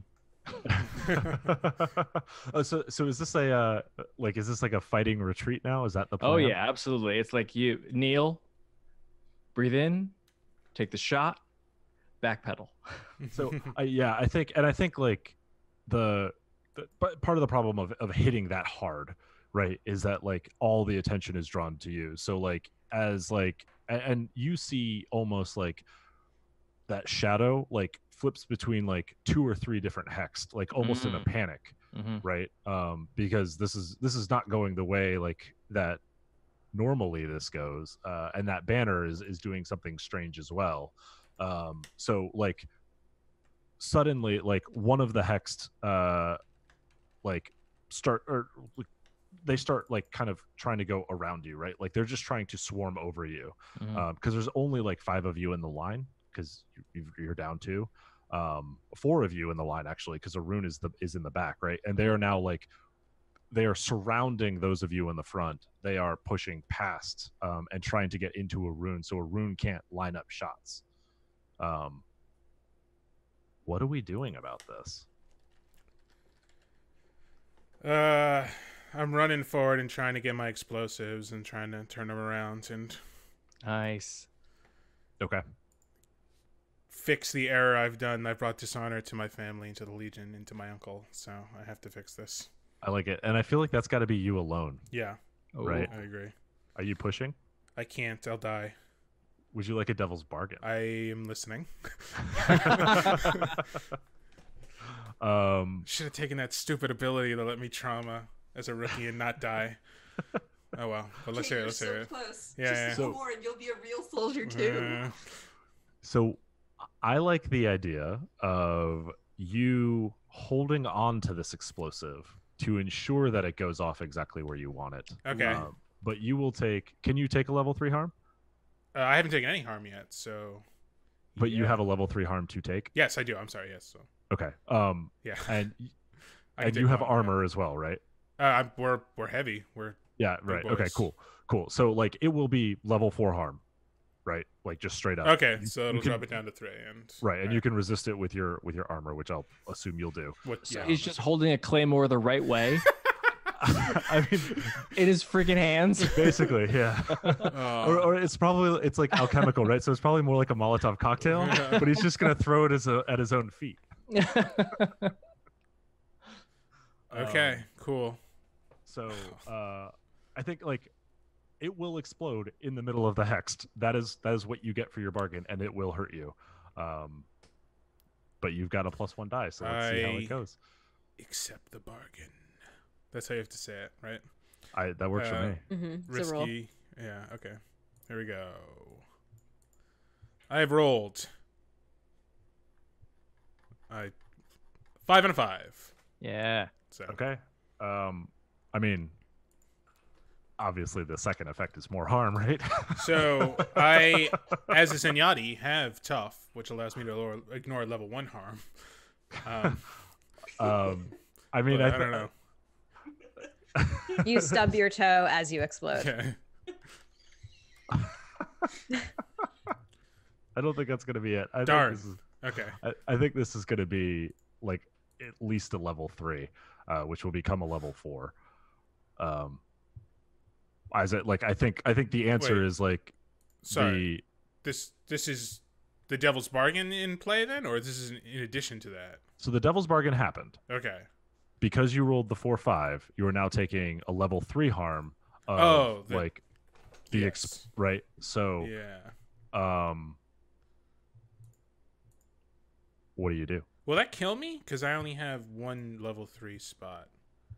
Unless you resist it, or somebody else can protect you. Can face danger I have a for ton fellow of legionnaire. resistant prowess. Oh, duh. Let me do that. Plus armor, right? Yeah, I used is my that- armor on the first one, though, right? Oh, it's right. Well, I have a shield, Hang on. too. Hang on. All right. Before you do this, Okay, hang on. okay. So I think you said you're full up on stress, right? I have one tick left, and then it's in Okay, the so trauma, right? Yeah. if you resist it and you don't roll a 5, you will die from trauma anyway. Yes. So it is safer for somebody else to step in and protect you. Okay. Somebody who has stress to get, or who has harm to take, or armor to soak that, or something. Like somebody else should step in and take this harm on your behalf. I mean, it might make sense for Adhikar, since Adhikar was the one helping you initially. Yeah, that's cool. I like that. And so you will take level 3 harm, Adhikar, as the assistant. And you can use your armor and resist and roll whatever you want to in that regard. If only we Okay. had a medic. What armor do you have? I have all normal items. I have armor and shield. You have heavy armor, yeah. Okay, so you could reduce it to level 1 harm with just armor, like Oh, yeah. spending your armor and your shield. I could do that And then you too. could have our doctor use tonics to patch you up. Wait, sorry. What do I use to reduce it to level 1? So you start at level 3 harm, Mhm. Right. because that's what Shane said, and it sounds reasonable. And then you can spend armor to reduce it to level 2 harm, and you can Right. spend your shield as a form of armor to reduce Okay. it to level 1 Okay. harm, right? Got it. But then you're out of armors and shields. But Right. it saves us from rolling and people traumaing it. But Yeah. then you've Yeah, only yeah. twisted your ankle. Yeah, it's just a It's- minor burn. It's going to be Burns and scorched. shrapnel, yeah. Yeah. Yeah. And sorry, do I also take stress for that, or just the harm? You'll take the harm instead of taking stress.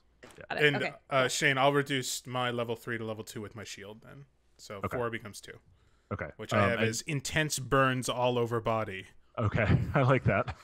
Level 2. Leonин's at level 2, and you're at 5 stress, right? Yes, that's correct. Okay, cool. Okay, cool. But I kill all of them. So let's talk about that, because you rush out, like the bomb did not go off like as you said it, as you laid it in trap in this tall grass. So you run out to it, you pick it up. Attakar runs out with you, and like you guys are carrying it forward, and like you're like flicking the flint to like light it, and it catches, and then you just like I think in a heroic panic smash it on the ground at like the feet of this group of undead, also catching yourself in the blast. Yeah, exactly. And like there's like a miniature mushroom cloud that goes up around this undead, right, with you in it.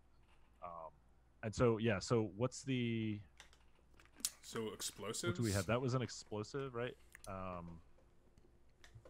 And you were successful. So I think that would be, we said it was a level 4 to you, so I think it's fair for that to be a level 4 to the hexed as well. Which will, I think, just net out to 1 tick with their scale. Also, fictionally, it frees up our sniper to take that shot. Yes. Oh, yeah, who's for jogging sure. backwards. Yeah. Right. That is good assistant to the sniper thing to do. Yeah. Sometimes you assist with a shot, and sometimes you assist with lighting yourself on fire. Right. With arson. Panic is my new favorite. Heroic panic, yeah. Yeah, that's the term Shane used. Like, that's definitely. That sounds like an ability that the right. rookies should have. Special ability. Yeah, their favorite band, Heroic Panic at the Disco. Is this a shot? Is that what's happening? I think it's a shot. Shooting? Yeah. Yep. I think they gave you the opening for it. So. All right. So I can make the shot. Flashback, I give you my black shot that I had. I have a black shot. Oh, you That's haven't already? Okay. Okay. Would you like a devil's bargain as well? Oh. Ooh. Maybe.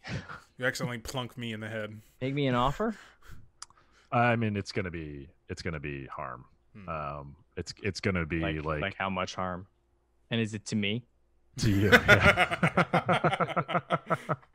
Oh, actually, that's interesting. Yeah. Oh, harm to somebody else. That's the devil's bargain that I really like. It's a melee. Shots go wide. Shots go through. No, I think I think the harm is going to be to the rookies in the front. Oof. Yeah. I mean, you guys can always intervene, right? Like you can protect them, but I think that's going to be it, is to the rookies.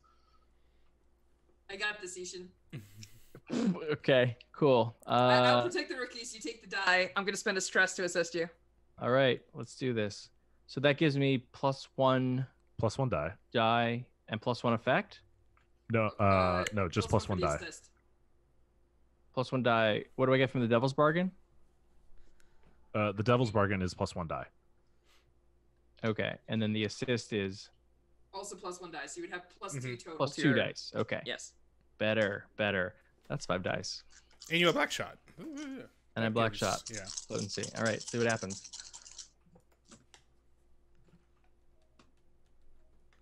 Wow. A good or bad wow? That's I can't not a tell. good wow. It's a bad wow, I think. 2 1s, 2 3s, and a 5.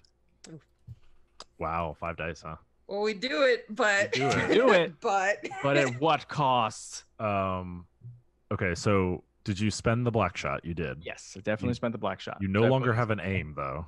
That's correct. I am out of aims. So you were just +1, right, for your Plus effect? Potency, yes. Right. Okay. Oh, that's brutal.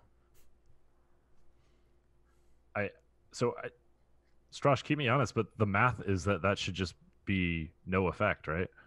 Because it's two ticks standard, but Right. she is threat 3, whereas he's threat 2, so it would be 1 Oh, tick right, 'cause he's- standard, 1 okay. tick for black shot. Yeah. That's it. Got it. Okay. On the other hand, you could be super cruel right now, Shane. You could just be like, "You rolled a 5, limited effect. It's yeah. just still alive," you know. I think but it's up to you. Harm. I mean, you could finish her and just like do harm, put us in a difficult position, whatever, you know. But I think I'm gonna do it even worse than that. You get the 1 tick for sure. You earned that. She respects that. There is a look in the darkness that like sees through you, right? Like you meet eyes in your arcane eye. Mm-hmm. And then she's gone. resist.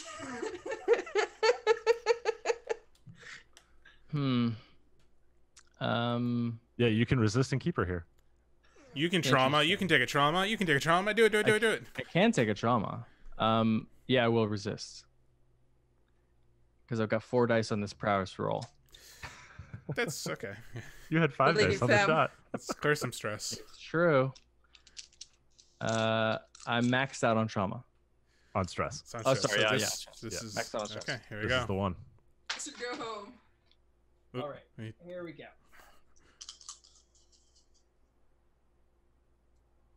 Holy fuck. 2, 4, and double 6s. Yay! You clear the stress. Yeah. Holy shit. So she's still here. And don't forget, those rookies were taking it. I will intervene. I will protect my rookies. Yes. Okay.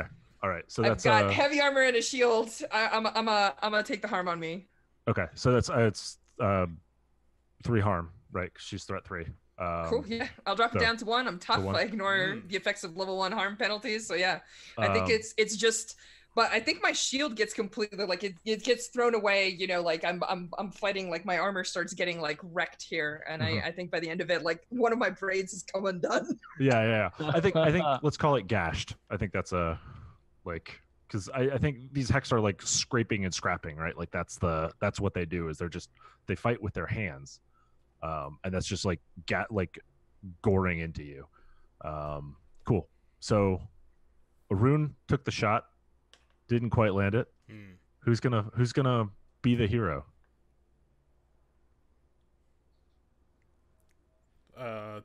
Shooting Officer. wise, you mean? It doesn't have to be shooting. I mean, like the Kill her with the Ilya- standard. Run her through with the standard. ooh. I've got.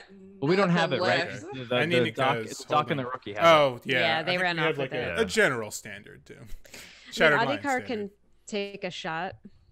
Sure. You can. I mean, you guys can skirmish too, right? I mean, or wreck or whatever, right? Like it doesn't have to be a shot on this. Like you are now like in a sea of hexed, right? Like, well, not what was a sea of hexed, but like they're now hexed all around you. You're all engaged in hexed. Any one of them could be a Leah at this moment. That's true, yeah. So it's a question of who is engaged with the Leah and what are you doing about that, right?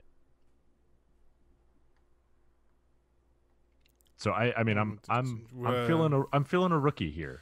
Did we get a special item from Anika's usage of her special her rich stuff? Yeah. Some sort of so religious everyone- item? Oh, you got reliquaries. Everyone has Yeah, reliquaries. Yes. okay. Yep. Oh, Dab her with a You can use freaking them for like a rock. dowsing tool. I forgot. That should be corruption too, from Ilya herself. I think that's the first time she's actually hit anything. So Strauss, I think you're gonna want to use a reliquary on that. Heck yeah, I do. I'm not Okay. resisting though. I'll just take the free reduction and I'll Okay. mark my corruption here. Yeah. So I think she's threat 3, so that should also be 3 corruption, right? You got it. So And I'm gonna then- take my 2. Okay. Cool. Sorry, I knew there was something that made this nastier, and it's that big word in bold, corrupting. Cool. So yeah. So which one of the rookies is gonna step up here? I already have -1. How about Leavel Firehair? Oh, Is that an it's an NPC, NPC, rookie? right? So somebody's Yeah. gonna have to lead.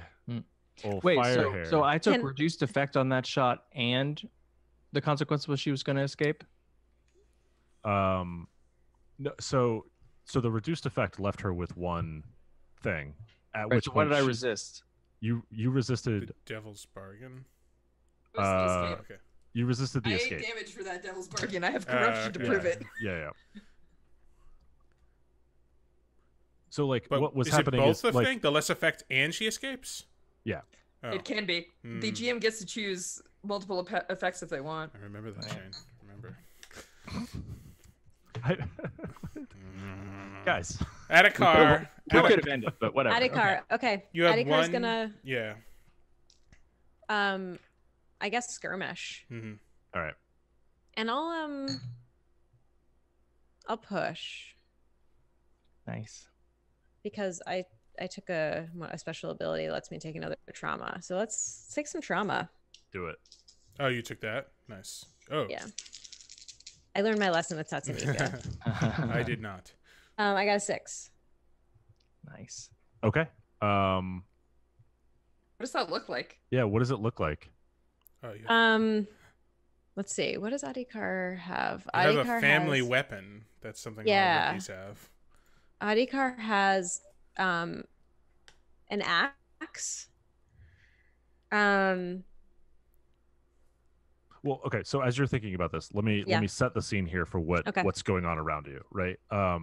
You guys have been driven back, battered, corrupted. Like the shot that you were relying on twice didn't get the job done, right? Like Ilya herself is like zipping around, like Arun's eye can see, like as she's like assuming this one, striking, assuming this one, striking, right? Like unpredictable. And like as a group, you are all like having to like stand your ground, turn around, like shield out, spear in, you know, like all of that sort of thing, like together, like forcing all of these hex down until you're whittling her down to the last hex here, with no other place to escape to. And like it so happens that is the last hex standing in front of Adhikar. What does that look like when you kill an infamous? Adhikar is like just screams, I never trusted guns, and swings his axe just as forcefully and kind of wildly. I would say it's like not a controlled swing. It's just like he's shrieking and running and swinging. So is this like you get this hexed body to the ground and like just keep going until somebody has to like stop you, or is it that out of control? No. Okay. But I think it's like one. It's that thing where like when your kid is pinned under a car, you have superhuman strength. From what I hear. Yeah. And I don't so own a car, so I don't know. Right. And so he just, can it be like that he just swings really well and really strongly? It's just like one swing. Yeah, absolutely. Like a butcher's cleaver through the head kind of thing. Totally. I love it. That's awesome. And he has to like really wrench it to get it back out. Yeah. Maybe with like a knee on the chest kind of a deal. I think he doesn't even realize it's the last one, right? Like it's just he puts all his might into this swing, and then by the time he pulls the axe out, he realizes the fighting is stopped. Do all the other hex like turn off when? No. I think you killed them all. We killed them all? You literally Okay, sure. We just killed every single one of them. Yeah, you just butchered all of them. Nice. Yeah, It's the only way to be sure. exactly. Yeah. So, congratulations. Rookies are doing well. We slaughtered a town full of people. Yeah, you literally murdered a small village today. So there's that. Arun literally whispers, "Good job, rookies." And I think you are able to like get back to the road and then get back to camp, or back to Plainsworth, pretty effectively, right? I mean, like that's the highlight of the adventure for sure.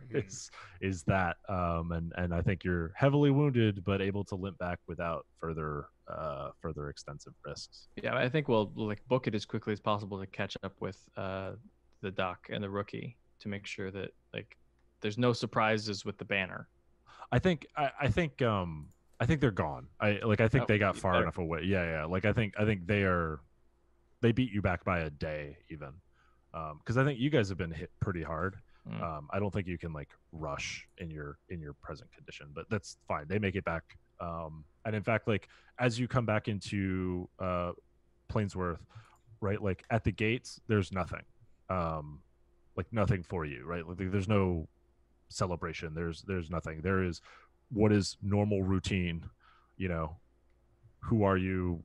What unit are you with, right? Like where are your mission papers? Like where was it approved that you could enter and return?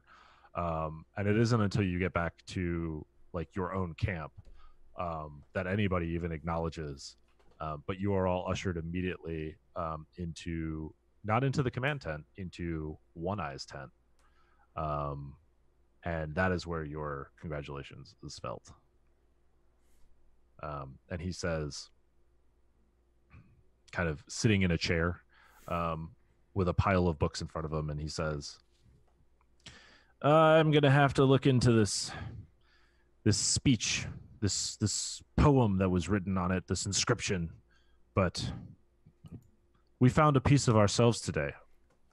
We are our own living history, and that we could dig this out of the ground tells us that our history will not die, and it will not stay buried.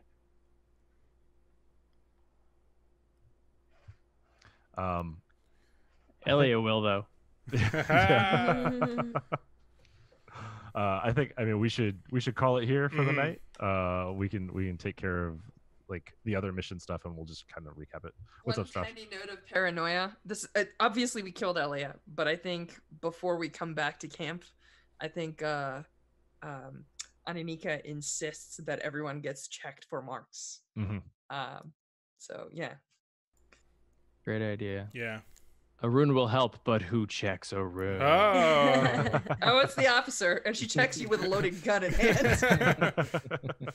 I'm a sniper too, holding it right at your head. That's fine. The hex is on the back of your alchemical eye. Oh. Cool. Yeah, so we'll do some behind the scenes stuff for next week just to kind of get that out of the way, and then we'll come in, hit the ground running just to kind of keep things going. Thank you everyone for staying later. Yeah. Oh man, we got it. I'm doing a bad job of managing time here. No, it's totally cool. So yeah, thank you everyone for watching. We have quite a bit of viewers in watching, so thank you. I hope you enjoyed. Everybody. Thank you so much, Strash, for joining us. Yay, Strash. Yeah, truly, It's my pleasure. Strash. The greatest secret of game design is make games you want to play, and I don't actually get a chance to play this a lot. I have to run it. As a matter of fact, I'll be running it next week at BBC. So yeah. Cool. All right. Where else can people find you on? Obviously, buy Band of Blades, you dummies. Buy it immediately. Where else can people find you on the internet? So you can find me at Strash on the Twitters. And if you're looking for my company, Off Guard Games, you can follow us at Off Guard Games on Twitter, or you can look at our website, offguardgames.com, which has links to all the things in case you want to buy something. So yeah, that's that. Yeah, buy Scum and Villainy too, you dummies. Yeah, it comes with a free PDF as well. So Yep. Buy the physical, get the digital. It's a Eagle Hat standard. Yeah. I-Hsien, where can people find you online? Oh, totalpartythrill@gmail.com if you want to email. Totalpartythrill.com if you want to check out the show, and at EvilSensCarne on Twitter. Perfect. Sally. At Sally T on Twitter. And that's the only. Oh, I have a podcast called The Struggle Bus that you should listen to, and buy this awesome book, which you can. There's so much good stuff in it that you're going to end up putting. It's all really good, and you're going to want to read it. You're going to want to read it just like a novel, but then you can play it. It's a novel you can play. The perfect kind of novel. And then Shane, where can people find you? You can find me on Twitter at Mundangerous or on the Total Party Thrill podcast. Nice. I'm Matt Rudy Basso. Also head to don'tsplitthepodcast.com for lots of great podcasts about gaming. Next week, we're going to have Kat, the Dungeon Master from Dames and Dragons, on as our guest because Amber is still away. And because Strash was unavailable. Oh, yes, and because Strash was unavailable, yes. I'm going to Big Bad Con. If you're going to Big Bad Con, stop by and say hi. Yeah, very cool. Okay, so thank you so much, everyone. Thank you for watching. Thank you for playing. Shane, thank you for GMing. And we'll be back next week. Bye. Awesome. Thank you all. Bye.